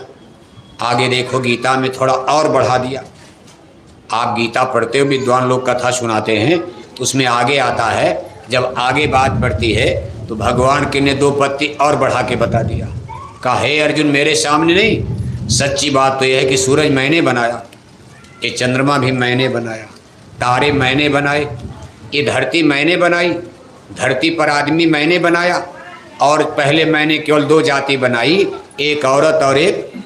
बाबू साहब जाग गया, भड़क के उठ गए, भड़क। पहले कहा मैंने 2 जाति बनाई, क्या बना? एक औरत, एक क्या बनाया? शुरू में, आज नहीं, आज तो पलवल में कितनी जाते, रोज झगड़ा करते हो आप, ब्राह्मण, क्षत्रिय, यादव, हरिजन, कुर्मी, पटेल, जाट, गुजर, क्या क्या। आगे लोहे की खोज हो गई तो लोहार बन गए, जो लोहे का काम करने लगे, खुरपी बनाने लगे, फावड़ा बनाने लगे, कुदाल बनाने लगे, राजाओं के लिए तीर, तलवार, हथियार, धनुष, बाण बनाने लगे, तो उनका एक जाति अलग बन गई, क्या कहा गया? लोहार हो गए। लकड़ी का काम फर्नीचर का करने लगे, कारपेंटर हो गए। सोने की खोज हो गई, सोने का गहना बनाने लगे तो सोनार हो गए। चमड़े की खोज हो गई, चमड़े का जूता चप्पल बनाने लगे, चर्मकार हो गए। चर्मकार यानी जो चमड़े का काम करना, पहनोगे तो सब लोग, पंडित जी भी पहनेंगे चमड़े का जूता चप्पल, ठाकुर पहनेंगे, यादव हरिजन जाट गुजर, और बेचारे बनाने लगे का चमार चर्मकार को बाहर करो बाहर करो। थे तो आप ही में वो भी, लेकिन चूंकि चमड़े का काम करने लगे उनको कहते इनको अलग करो। और चमड़ा सबके घर में, चमड़े की आपकी शरीर है, और चमड़े का जूता, चमड़े का चप्पल, चमड़े की अटैची, चमड़े का बटुआ, चमड़े का पर्स, चमड़े का बैग हर घर में आज आपको मिलेगा। तो एक तरह से सब चर्मकार हो गए। अब वो चमड़ा क्या पता गाय का चमड़ा है कि बैल का चमड़ा है कि चीता का चमड़ा है कि भैंस का चमड़ा है, भैंसा का है कि भैंस का, सब अटैची बटुआ बैग पर्स चमड़े का जूता चप्पल प्रयोग कर रहे हो। अब वो गाय माता का चमड़ा है कि बैल का चमड़ा है। अब जिसने वो काम शुरू किया उसको चमार का करके अलग कर दिया। इस तरह से जातियों का डिवाइडेशन होता चला गया। खेती का काम करने लगे, खेतियर हो गए, मजदूर हो गए, कभी ये काश्तकार हो गए, ये हो गए। इस तरह से तमाम जातियों का, आज तो इतनी जातियाँ कि अपने हिंदू धर्म में देखो, केवल हिंदू में भारत में 6,500 जाति। तो नाम कौन याद करेगा? सरकारी गजट में 6,500 जातियाँ, 10, 20, 50 जातियों का नाम तो आपको मालूम होगा।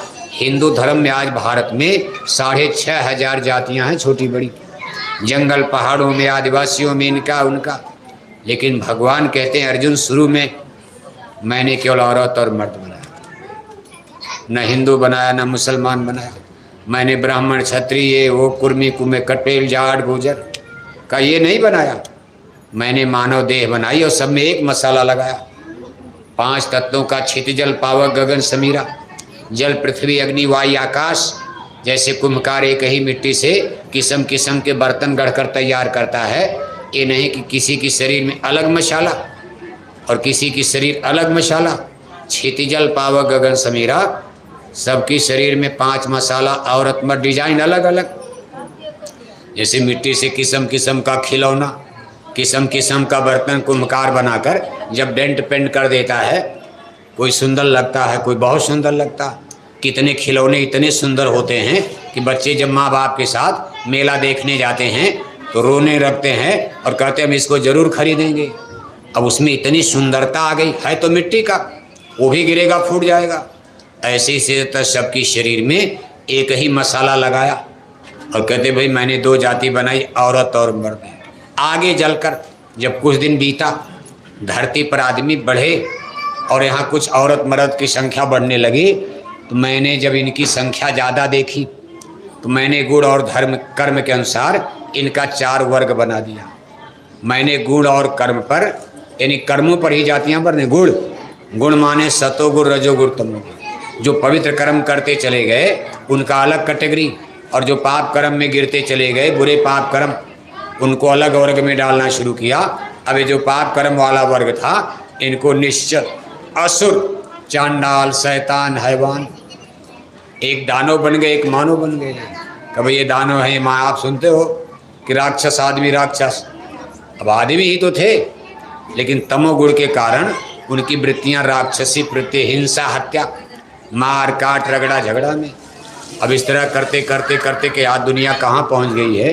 लेकिन कुल मिलाकर ये तो मन का खेल है, माया का खेल है, और ये हमारे शरीर का लौकिक जीवन का डिवाइडेशन, बंटवारा। लेकिन 70-80 साल के बाद जिस दिन मौत आपकी आ जाएगी, आप चलोगे, ये सब जाति धर्म खत्म हो जाएगा। आपके लिए तो खत्म, जो लोग यहाँ जिंदा रहेंगे उनके लिए तो चलेगा, लेकिन जो मर गया उसके लिए जाति धर्म सब खत्म। आप केवल आत्मा के रूप में, स्पिरिट, फिर आत्मा के रूप में भगवान की अदालत में खड़े किए जाओगे। और जिस दिन आपको ले जाया जाएगा वहाँ जात बिरादरी नहीं देखी जाए, बस वो एक कर्म देखा जाएगा, कर्म और गुण देखा जाएगा। मानव जन्म पाकर आपने क्या कर्म किया, उस समय जीव अफसोस करता है। उस समय का बयान महापुरुष करते हैं। मौत के बाद जब जीव को भगवान की अदालत में खड़ा किया जाता है तो जीव देखो पछताता है। कहा यमपुर जाए जीव पछताएं, यम के 2-3 बहुत सताएं।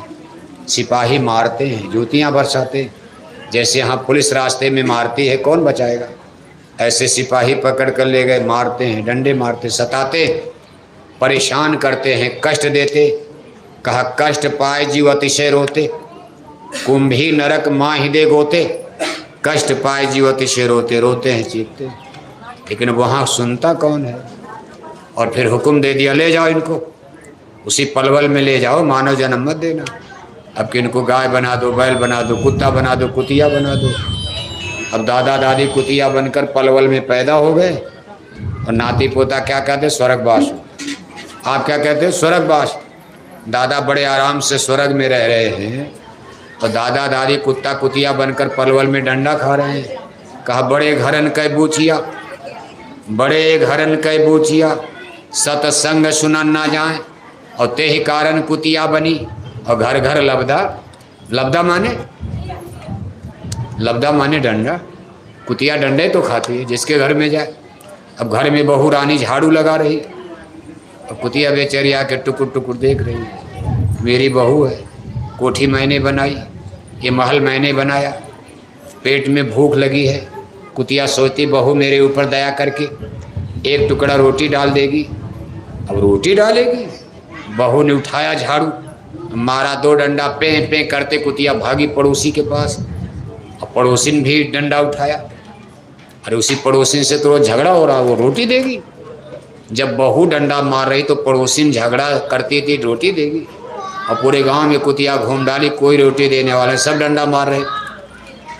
तब अपने पेट की भूख मिटाने के लिए कुतिया गांव के बाहर चली गई, और गंदगी खाती, टट्टी खाती। पेट की भूख इतनी खतरनाक होती, अगर कुतिया को भर पेट दूध भात मिलता तो टट्टी और गंदगी क्यों खाती? लेकिन भूख, कोई रोटी देने वाला नहीं है। ये कौन लोग हैं? ये अपने पूर्वज लोग हैं, धोखा मत खाना। आकर 4,84,000 योनि भ्रमत ये जीव अविनाशी, कई जन्म भय कीट पतंगा, कई जन्म गजमीन कुरंगा, कई जन्म पक्षी स्रवजैया, कई जन्म है बद्र खोइया, मिल जगदीश मिलन कै बरिया, चिरंकाल या दे सजरिया। देखो दादा दादी पुरखे पूर्वज कंकड़ पत्थर पूजने वाले, जहाँ आशा तह बाशा। इसी 4,84 में आज जो गाय बैल कुत्ता बिल्ला कीड़ा मकोड़ा पशु पक्षी बन करके पलवल में जंगल पहाड़ में आत्माएं भटक रही हैं। और आप कहते हो स्वर्गवास हो गया। धोखा मत खाना। स्वर्ग जाने का रास्ता, स्वर्ग मिलता, लोग गए, कबीर गए, नानक गए, दादू गए, चित्तौड़ की महारानी मीरा, संत रविदास, सहजोबाई, मीराबाई, तमाम लोग, बिल्ला साहब, भीखा साहब, गुलाल साहब, मुसलमानों में देखो संत तमरेज साहब, मंसूर साहब, निजामुद्दीन औलिया साहब, तमाम लोग स्वर्ग गए, जो बहिश्त गए, मुक्ति मिली, मोक्ष मिला। लेकिन जिस रास्ते वो लोग गए वो रास्ता आप तो जान लो। जिस रास्ते पर आप चल रहे हो उससे तो नरक होता। जीव 84 के कुएं में जाता है। ये कोई धर्म का रास्ता नहीं है कि आप मांस मछली अंडा शराब कबाब करके और कहो मुक्ति पालेंगे। का कभी नहीं हो सकता। वहाँ जाने का एक ही उपाय रामायण भी बता रही। आप सब रामायण मानते हो। रामायण कह रही है कि गुरुबिन भवनी तरह न कोई, जो बिरंच संकर्षम। कभी अगर स्वर्ग बैकुंठ चलना है, ऐसे जानकार गुरु की खोज करो जो स्वर्ग बैकुंठ आपको ले जा सके। रास्ता उनका देखा है, जो देखेगा वही तो दिखाएगा। स्वर्ग बैकुंठ जाने वाला कोई जानकार जिसने बम्बई खुद नहीं देखा, वो आपको बम्बई के बारे में क्या सुनाएगा। जो स्वर्ग बैकुंठ चला गया, जो रोज आता जाता है रास्ता का जानकार, ऐसे गुरुओं की, संतों की खोज करो। सदगुरु खोजो रे प्यारे, जगत में दुर्लभ रतन यही। और जब आप गुरु खोजने जाओ, कहीं मिल जाए आपको, कोई पलवल में गुरु मिल जाए, खोज लो, क्योंकि बिना गुरु के मुक्ति नहीं हो सकती। निगुरा रह जाओगे। कहा गुरबिन माला फेरते और गुरबिन देते दान, और गुरबिन सब निष्फल गए।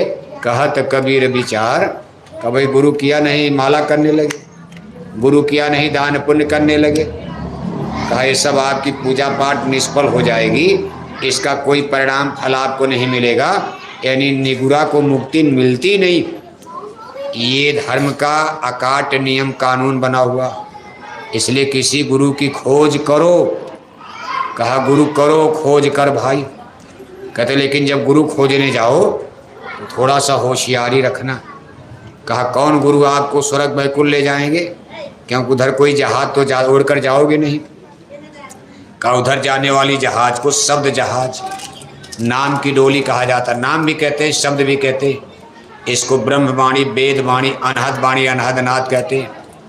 रामायण में इसको नाम कहा गया है। रामायण में लिखा है कहलक करो में नाम बढ़ाई, राम न सके नाम गुन गाई। कब ये शब्द माने आवाज़ होता, ब्रह्मवाणी माने आवाज़। ये दोनों आँखों के बीच में जीवात्मा बैठी है। जीवात्मा आपकी जगेगी तो ब्रह्मांड से धुन यानी शब्द सुनाई देगा। जैसे आप सो रहे हो, बाजा बज रहा नहीं सुन पाओगे। आप जाग गए, आँख खुल गई तो आपके बगल में घंटी बज रही तो सुन लोगे आप। ऐसे आप इस समय माया में सो गए, भूल गए। कहा मेरी सूरत सुहागिन जागरी। सूरत माने आत्मा। कभी पहले जागो आप। और कौन जगाएंगे? सदगुरु जगाएंगे। बिना संतों की आत्मा जाग नहीं सकती, क्योंकि इस पर पापों का मैल ऐसा पर्दा पड़ा हुआ है। सदगुरु इस पर्दे को दया कृपा से उतारेंगे। सत्संग जल जो कोई पावे, मैलाई सब कट कट जावे। जन्म जन्म के पापों का बोझा संतों के सत्संग से धुलेगा, कटेगा। तब आत्मा जागेगी, आँख खोलेगी और होश में आएगी। तब इसको ब्रह्मांडों में बजने वाला बाजा। पहले तो घंटे संग की आवाज़ सुनाई देगी। ये नहीं, ये तो मंदिर में आप नकली बजाते हो। असली यहाँ बजता है, अपने आप बजता है ब्रह्मांड में। ईश्वर की दरगाह से आने वाली ये धुर की आवाज़ है। इसको वेद वाणी, ब्रह्मवाणी, अनहद वाणी, अनहद, साउंड ऑफ गॉड, आसमानी आवाज़ मुसलमान फकीरों ने बताया। अब जब आवाज़ सुनाई देगी तो होगा क्या? इसमें बहुत तेज ग्रेविटेशनल फोर्स, जैसे चुंबक लोहे को खींचता है, ऐसे इस आवाज़ में इतनी बड़ी चुंबकी ताकत होगी कि आपकी आत्मा को सटाक, जैसे बिजली आपको पकड़ के खींचती है, चुंबक खींचता है, ऐसे ये शब्द धुन आपको तेजी से आत्मा को खींचेगी और ले करके उड़ जाती। और उड़ करके कहाँ जाएगी? का मुदेव नयन त्रसित तन भयऊ, पुंचितवत कौशलपुर गयऊ। कौशलपुर माने अवधपुर। अवधपुरी में कौन मिलेंगे? कहा मह बिलो कि राम मुस्काही। जिस राम की खोज में भटक रहे हो वो राम आपको अवधपुरी में मिलेंगे। लेकिन कैसे मिलेंगे? मुदेव नयन, ये बाहर की आंखें बंद है, अंदर का दरवाज़ा खुल गया, अंदर की आँख खुल गई। ये संतों का साइंस ऑफ सोल है। इसलिए महापुरुष कहते बाहर में क्यों भटकते हो? बाहर से भगवान के यहाँ जाने का कोई रास्ता है ही नहीं। कहा गुर कहें खोल कर भाई, लग शब्द अनाहत जाई। बिन शब्द उपाय न दूजा, काया कन छूटे कूजा। गुर कहें जगत सब अंधा, कोई गहे न घट की संधा। बाहर मुख भर में इशारे, अंतर घट शब्द न धारे। रास्ता आपके अंदर, दरवाज़ा आपके अंदर ब्रह्मांड में चलने का। जैसे माँ के गर्भ में जब आए थे, कोई पीपल के पेड़ से नहीं गिराया गया, कोई आपको मंदिर देवालय शिवालय से गिराया गया। जब माँ के गर्भ में जिस दिन आप उतारे गए, वही रास्ता है, वो आपको भूल गया। वही सड़क, जिस रास्ते से दिल्ली गए उसी सड़क से दिल्ली आओगे, अगल बगल जाओगे भटक जाओगे। जिस रास्ते बम्बई गए वही रास्ता आने का। इसी तरह जिस रास्ते जीव माँ के गर्भ से होते हुए जगत में आया, अब इसी रास्ते आपको ब्रह्मांड में फिर चलना। इंटरनल रास्ता ये दोनों आँखों के बीच से होकर जाता है। इसको सुषुम्ना कहते हैं। ये बाल से बारीक छह दरवाजा सुराग, सबके घड़ घड़ व्यापी शाइयाँ, सोनी सुजन को। इसलिए प्रेमी भाई बहनों, आज ये शाश्वत सनातन चीज़, और चूँकि सबके माथे ललाट में है, बाहर में कोई चीज़ आपको बनाने नहीं। अपने पुरखे पूर्वजों के मान सम्मान में मंदिर देवालय शिवालय समाधि फोटो बना करके पूजा करो, कौन मना करता। आप अपने बाप दादों की भी फोटो घर में रख लेते हो। कितने लोग पैसे वाले होते हैं, अपने बाप दादों का भी कोई समाधि, कोई ऐसा स्थान बना करके और उस पर फूल माला चढ़ा देते। ऐसे हमारे महापुरुष राम हुए, कृष्ण हुए, कबीर, नानक, दादू दरिया, स्वामी विवेकानंद, दयानंद सरस्वती, धर्म गुरु शंकराचार्य, कितने। आप उनका मंदिर बना लो, देवालय बनाओ, शिवालय बनाओ, जहाँ बैठकर पूजा किए, जहाँ जन्म लिए, जहाँ उन लोगों की मौत हुई। जिस घर में जन्म लिया उस धरती को शुद्ध मानकर वहाँ पूजा की जाती। ये तो करने में कोई पाप नहीं, ये पूर्वजों का सम्मान है। लेकिन चलने की जो बात है, आप वहाँ से नहीं जा सकते। उसके लिए एक ही उपाय है, गुरु करो खोज कर भाई। संतों की खोज करो, गुरु की खोज करो। कहा राम किरण से को बढ़ो, और तीनों तो गुरु की, और 3 लोग के नायका गुरु आगे आधीन। राम किरण ने भी अपने समय में गुरु किया। का प्रात काल उठ के रघुनाथा, मात पिता गुरु नावे माथा। इसलिए हमारी 2 बात को ध्यान रखना। पहली बात तो किसी गुरु की खोज कर लेना, पलवल में मिल जाए, हरिद्वार में मिल जाए, कहीं दिल्ली में मिल जाए। अब दिल्ली में तो नेता लोग मिलेंगे, गुरु कहाँ मिलेंगे। कभी कभी सत्संग दिल्ली में बनाए तो आश्रम लोग हैं, लेकिन कितने लोग तो पकड़ के जेले में, दिल्ली गए तो जेले में गए। जो लोग ज़्यादा दिल्ली जाते हैं तो नेताओं से टकराव हो जाता है। अब वो पॉजिटिव है, वो निगेटिव है, तो टक्कर होगी। एक धर्म है, एक अधर्म है। अब नेता का मतलब बस बोतलें पीते रहे और भारत माता की जय बोलते रहे, और विदेशी बैंकों में खाता। बोतलें माने, बोतल माने दूध नहीं, बोतल तो कई होता, दूध का बोतल, पानी का बोतल। आप भाई गर्मी जरा एक बोतल पानी। यहाँ हम जिस बोतल को करें, शराब की बोतल। दिल्ली, लखनऊ, चंडीगढ़ में बैठकर हमारे देश के ज़्यादातर नेता लीडर क्या करते हैं? बस बोतलें पीते रहे, भारत माता की जय बोलते रहे, और विदेशी बैंकों में खाता। तो दिल्ली में तो कोई संत महात्मा जल्दी, वहाँ तो नेता मिलेंगे। अगर आपको बोतल वोतल पीना, झूठ बोलना, धोखा देना, मारना काटना, रुपया पैसा धन दौलत, तो दिल्ली दिल्ली दिल्ली जाओ। बाकी अब संत महात्मा तो हरिद्वार मिलेंगे, काशी मिलेंगे, अयोध्या मिलेंगे, मथुरा जाओगे मिलेंगे, ऐसे ऐसे वृंदावन में यहाँ वहाँ मिले। उनके अड्डे बने, अड्डा है, उनके स्कूल के अड्डे हैं, वहीं मिलेंगे। अब कहो नहीं दिल्ली में मिल जाए, लखनऊ में मिल जाएंगे, कहीं चंडीगढ़ में मिल जाएंगे, या अमृतसर में मिल जाएंगे। ऐसे गुरु की खोज करो, कोई मिल जाए। नहीं कोई मिलता तो आपके बगल में मथुरा, मथुरा चले आना, मथुरा में मिल जाएंगे। जय गुरुदेव मिशन का मुख्य अड्डा मथुरा में क्यों मिल जाएंगे? मथुरा में तो बहुत गुरु महात्मा है। सबकी बात तो हम नहीं करते हैं, लेकिन मथुरा में जय गुरुदेव मिशन का भी मुख्य अड्डा है।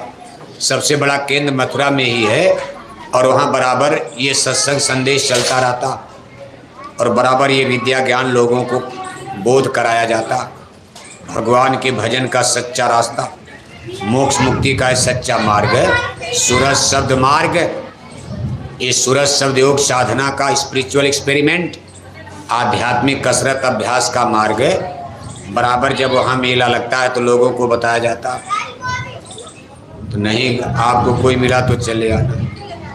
अभी देखो गुरु पूर्णिमा का कार्यक्रम आषाढ़ की पूनम पर हर साल मथुरा में मनाया जाता है। 1 जुलाई से 5 जुलाई तक मथुरा में होगा। 5 दिन लगातार आपको सत्संग सुनने को मिलेगा, 2 घंटा सुबह 2 घंटा शाम। 3 जुलाई को आषाढ़ की पूनम है, इस दिन गुरु पूजा की जाती, एक मुख्य पूजा का दिन है। इस दिन प्रातःकाल पूज्य महाराज जी का दर्शन, उनका सत्संग, और नए लोगों को नामदान, गुरु दीक्षा, गुरु मंत्र प्रदान किया जाएगा। इसलिए कोई भी भाई बहन अगर आप चाहते हो कि आपकी आत्मा का कल्याण हो जाए, आपका जन्म मरण छूटे, तो आप इस गुरु पूर्णिमा के कार्यक्रम में मथुरा आश्रम आने की कोशिश करना, आप आने की तैयारी करना। दूसरी चीज़, हमारी बात को ध्यान रखना, अपने चूल्हे पर मुर्दा पकाना बंद कर देना। अब इसमें बहुत से लोग आए हैं, मान लो आप पहली बार दूसरी बार सत्संग में आए, लेकिन अभी आपके चूल्हे पर मुर्दा पकता है। अभी आप 10 रुपया दक्षिणा चढ़ाओगे और घर में जाकर 1 किलो फिर मछली खाओगे। आप ये पाप का बोझा हमारे ऊपर ला दोगे। 10 रुपया में पाप का बोझा हमको लाद दिया। इसलिए ऐसी दक्षिणा नहीं, आज अपनी मछली की दक्षिणा दे देना, इसी मछली को दक्षिणा में चढ़ा दो। हे बच्चे पानी बंद करो भैया, बंद करो, मछली उछली छूटने वाली नहीं है, इसे नहीं छूटे। अरे 2 घंटा मर जाओगे आप। कोई बारात करने थोड़ो ना, अभी तो कोई बाराती बन के आएगी, नहीं पानी पिलाओ लड्डू खिलाओ। अरे सत्संग है ना, थोड़ा तपस्या करो। कितनी बढ़िया हवा देखो चल रही है, कितना ठंडा यहाँ लग रहा। जगह तो बड़ी अच्छी चुनी गई। थोड़ा यह है कि नीचे रहता तो बूढ़े लोग भी, अब बूढ़ा आदमी तो यहाँ बेचारा आई नहीं, को गठिया पकड़ा है, चढ़ ही नहीं पाएगा इतने ऊंचे, तो कुछ लोगों का नुकसान तो हो जाता। लेकिन अब चूँकि टेम्परेचर गर्मी ज़्यादा तो इसी अनुसार जगह खोजी जाती। तो देखो आप अपने चूल्हे पर मुर्दा पकाना बंद कर दो। समय आगे बहुत खराब आ रहा। साहब के दरबार में बदला कहीं न जाए, जो गल काटे और का अपना रहे कटा। किसी प्राणी की हत्या हिंसा करोगे तो इसका आपको बदला देना पड़ेगा। आपके बेटा बेटी दुखी रहेंगे, रिश्तेदार दुखी रहेंगे। कर्मों की सजा भगवान के दरबार में सबको मिलती। दूसरे पशु पक्षियों की सड़ी गली मुर्दा मांस खाओगे तो शरीर में अनेक प्रकार की बीमारियां, बड़ी बड़ी जानलेवा बीमारियां पैदा हो सकती। आपका हर तरह से भारी नुकसान, आपका घाटा हो सकता। डॉक्टरों की बात खत्म कर दो। अब डॉक्टरों को आपने कोरोना में देख लिया, इनकी सारी चालाकी, सारी अकल बकल खत्म। अगर ईश्वर भगवान ने दया करके कोरोना ना खत्म किया होता तो डॉक्टर लोग कभी खत्म कर पाते? कोई कह सकता कि हमारी दवा इंजेक्शन से कोरोना चला गया? अभी तक तो कोरोना की कोई दवा बनी नहीं पाई। तब तक फिर कोरोना आने की स्थिति, बड़ी बड़ी बीमारी, और पाल रहे हैं शाकाहारी नहीं, मांसाहारी। शाकाहारी तब तो उल्टा हो जाए। इसलिए डॉक्टरों की बात खत्म करो। डॉक्टरों की बात पर भरोसा मत करो। संतों की बात गलत नहीं होती। डॉक्टर तो ये कहते हैं कि मछली में विटामिन डी है, अंडा में विटामिन। डॉक्टर लोग क्या कहते पलवल में? डॉक्टर के पास जाओ, कहेगा 2 अंडा रोज खाया करो, बीमारी जल्दी जाएगी, ठीक हो जाओगे, स्वस्थ हो जाओगे, ब्रेन माइंड दिमाग तेज हो जाएगा। और संत महात्मा, विशेषकर जय गुरुदेव मिशन के लोग, लाखों लोग बोरा पहनकर, देखो लाखों लाख भाई बहन शाकाहारी जैकेट पहनकर पूरे देश विदेश में प्रचार कर रहे कि स्वामी जी का कहना है शाकाहारी हो जाओगे, बताओ बात तो अटक गई। शाकाहारी हो जाओगे बीमारी से, कौन कह रहा है? जय गुरुदेव मिशन के लोग। मिशन तो बहुत है, राधा स्वामी मिशन बहुत बड़ा मिशन है। हैं शाकाहारी लेकिन प्रचार तो करते नहीं। आचार्य श्री राम शर्मा का है, गायत्री परिवार वालों का, जिसमें लोग गायत्री मंत्र का जाप करते हो। ओम भूर्भुवः स्वः तस्वितुर्वरेण्यं भर्गो देवस्य धीमहि धियो यो न प्रचोदयात्। अब इतना बड़ा मंत्र आपको दिया जाए तो याद करने में कई साल लगा दोगे आप। और कितने लोगों को याद है न करे बाबा इतना बड़ा गुरु मंत्र। छोटा मंत्र रहेगा जैसे जय श्री राम, सीता राम, राधे श्याम, हरे राम, जय गुरुदेव, गुरु नाम भगवान का जल्दी जल्दी याद कर लोगे आप। मतलब से मतलब आपका काम बन जाए, दवा वही काम कर जाए जिस चाहे छोटा टेबलेट। अब 1 दर्जन दवा खिलाया जाए, इतना बड़ा बड़ा दवा का ढेला, अब बीमारी न जाए, क्या लाभ है? इसलिए संतों ने खोज करके छोटी छोटी तकनीकी चीज़ें कि जिससे आपकी पाई धुल जाए। नाम जपत मंगल दिसदयु, सुमिर पवन सुत पावन नामू, अपने बस कर राख्यो रामू। का हनुमंत विपद पर सोई, जब लो सुमरन भजन न हुई। सुमरन और भजन का सच्चा रास्ता। लेकिन गुरु मंत्र इतना बड़ा न हो जाए कि जनता बेचारी याद न कर पावे। तो वेदों के मंत्र तो इतने क्लिष्ट, ये उस जमाने के मंत्र हैं जब धरती पर लोग संस्कृत बोलते थे। किसान खेती करने वाला भी संस्कृत, मजदूर आदमी भी संस्कृत बोलता था, जंगल में लकड़ी काटने वाला लकड़हारा भी संस्कृत में बात करता था। उस समय हिंदी उर्दू था ही नहीं। त्रेता में द्वापर में संस्कृत, उसमें लोग आसानी से मंत्र पढ़ करके 5-5 हजार बरस नदी के किनारे आंख बंद करके तपस्या और मंत्र जब रहे ओम भूर्भुवः ओम भूर्भुवः। बताओ लोग 5-5 हजार बरस। अब तो 50 बरस आपकी उम्र बची है, 5 हजार बरस क्या तपस्या करोगे? इसलिए कोई सिस्टम तरीका कलयुग का, इसलिए कहा सरल योग गुरुदिया बताई, सूरज शब्द मार्ग लखवाई। सस्ता उपाय सरल मार्ग सूरज शब्द योग साधना का कलयुग में संतों ने जारी किया। और आज हमारे गुरु महाराज 60 बरस लोगों को बताए और आज पूज हुजूर महाराज जी लगातार 10 साल से इसी को लोगों तक पहुंचा रहे। तो देखो आप, लाखों लोग टाट बोरा पहनकर, जैकेट पहनकर, तमाम भाई बहन इसके लिए बराबर मेहनत कर रहे हैं। लेकिन समस्याएं तो आई है। हम लोगों को बोरा पहनते 40 बरस हो गए। कै बरस? 40। 14-15 मई 1983 को हम लोगों ने बोरा पहना।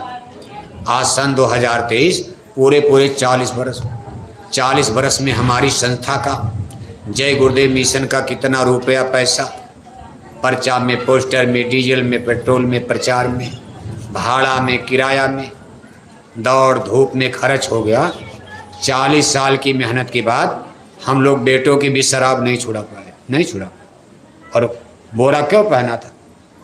बोरा इसीलिए पहना गया था, गुरु महाराज ने कहा टाट बहन के तपस्या करो और लोग शराब पीते, इनकी शराब को छुड़ाओ, प्रचार करो। लेकिन इतना पैसा खर्च करने के बाद, 40 साल बोरा पहनने के बाद हम लोग बच्चों की शराब नहीं छुड़ा पाए।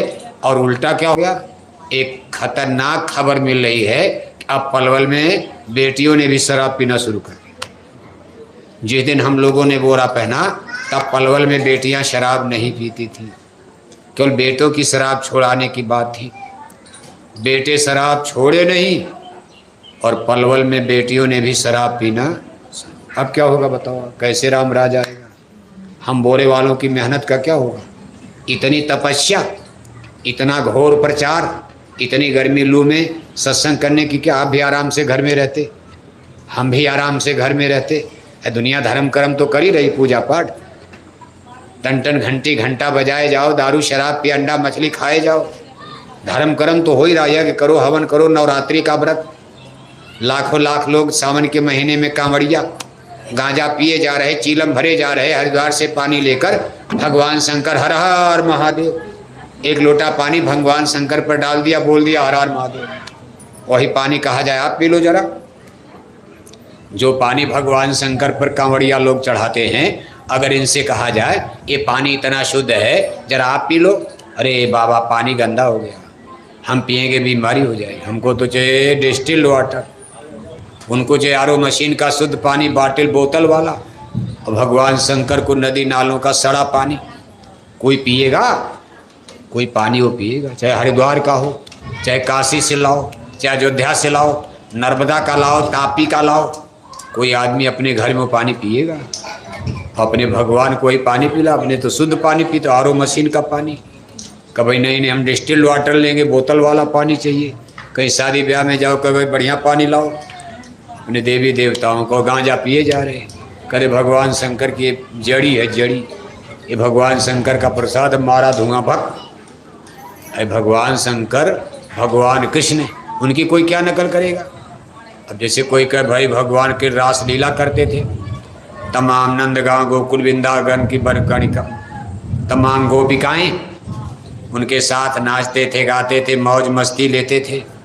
अब कोई उनकी नकल करके और जाके गांव में रास लीला करने लगे तो लाठीचार्ज नहीं हो जाएगा? एक कई दिन में गांव वाले मार डालेंगे। बेवकूफ़ आदमी, तू कौन सा बन गया? अरे भाई रास लीला वही कर सकता जो अंगली पर गोवर्धन पहाड़ उठा ले।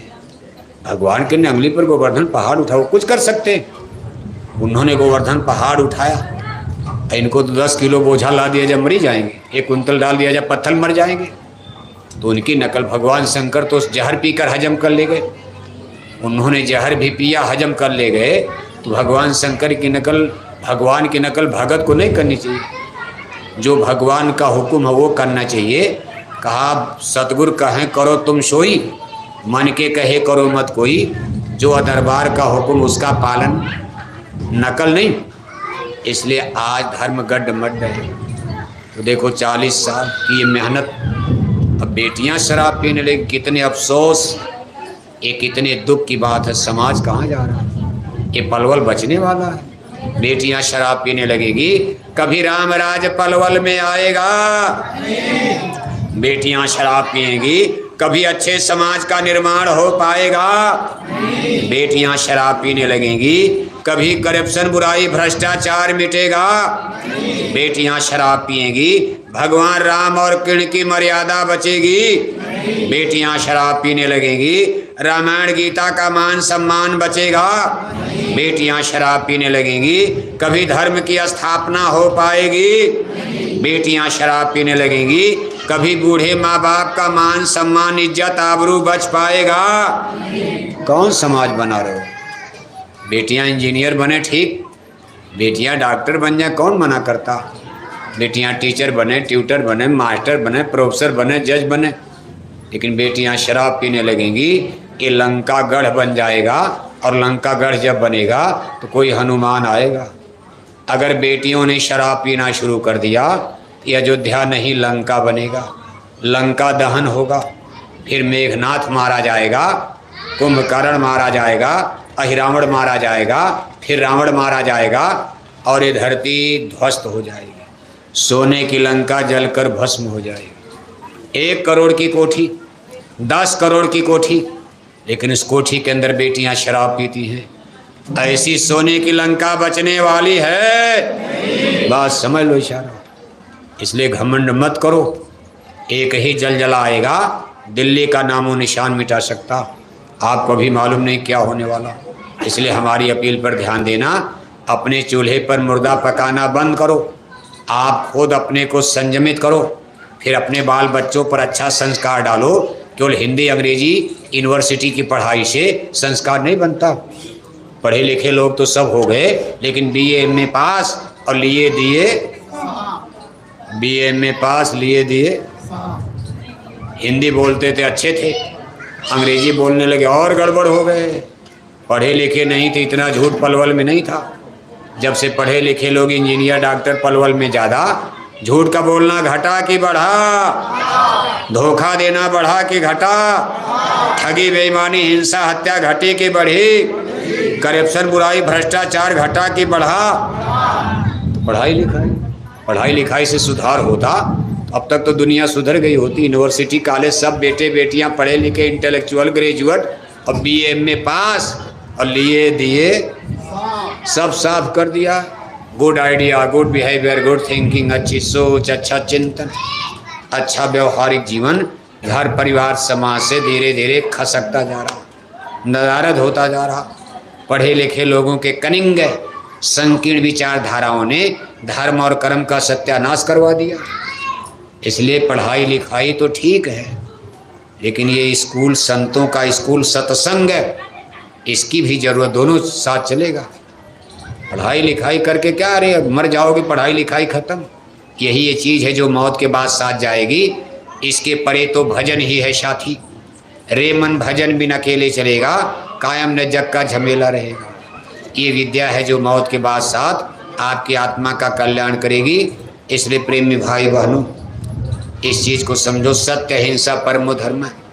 ये सत्य हिंसा का शाश्वत सनातन संदेश, जिसमें आप हिंसा से बचो, तब आप सच्चे धर्म कर्म को जान पाओगे। बोलो जय गुरुदेव। भाव साहब कह भैया, अब तो कथा इतनी बहुत है ना, भंडारा वंडारा है कि नहीं, चूल्हा चाकी है कहीं, कहीं धुआं वुआं तो नहीं दिखाई दे रहा, गैस में चल रहा है। चलो ठीक है, अब समय भी हो गया, भूख भी लग गई होगी, तो समय है तो थोड़ा सा प्रसाद भी बटेगा। अभी आप बैठे रहना, 2-4 मिनट समय। एक छोटी सी आरती प्रार्थना होगी, सब लोग बैठे बैठे आरती बोलेंगे। भगवान गुरु महाराज का ध्यान करके आप एक प्रार्थना आरती गाते रहेंगे बैठे बैठे। जब कोई सेवा की डाक हो रही है, तो सेवा के बीच में चल रही है, एक गुरु महाराज की प्यारी वाणी मिली है, ये रजिस्टर भी, और दूसरा आपके सत्संग की सेवा है जो गुरु महाराज की सेवा मानी जाती है। इसके लिए प्रधान आपकी भी सेवा देते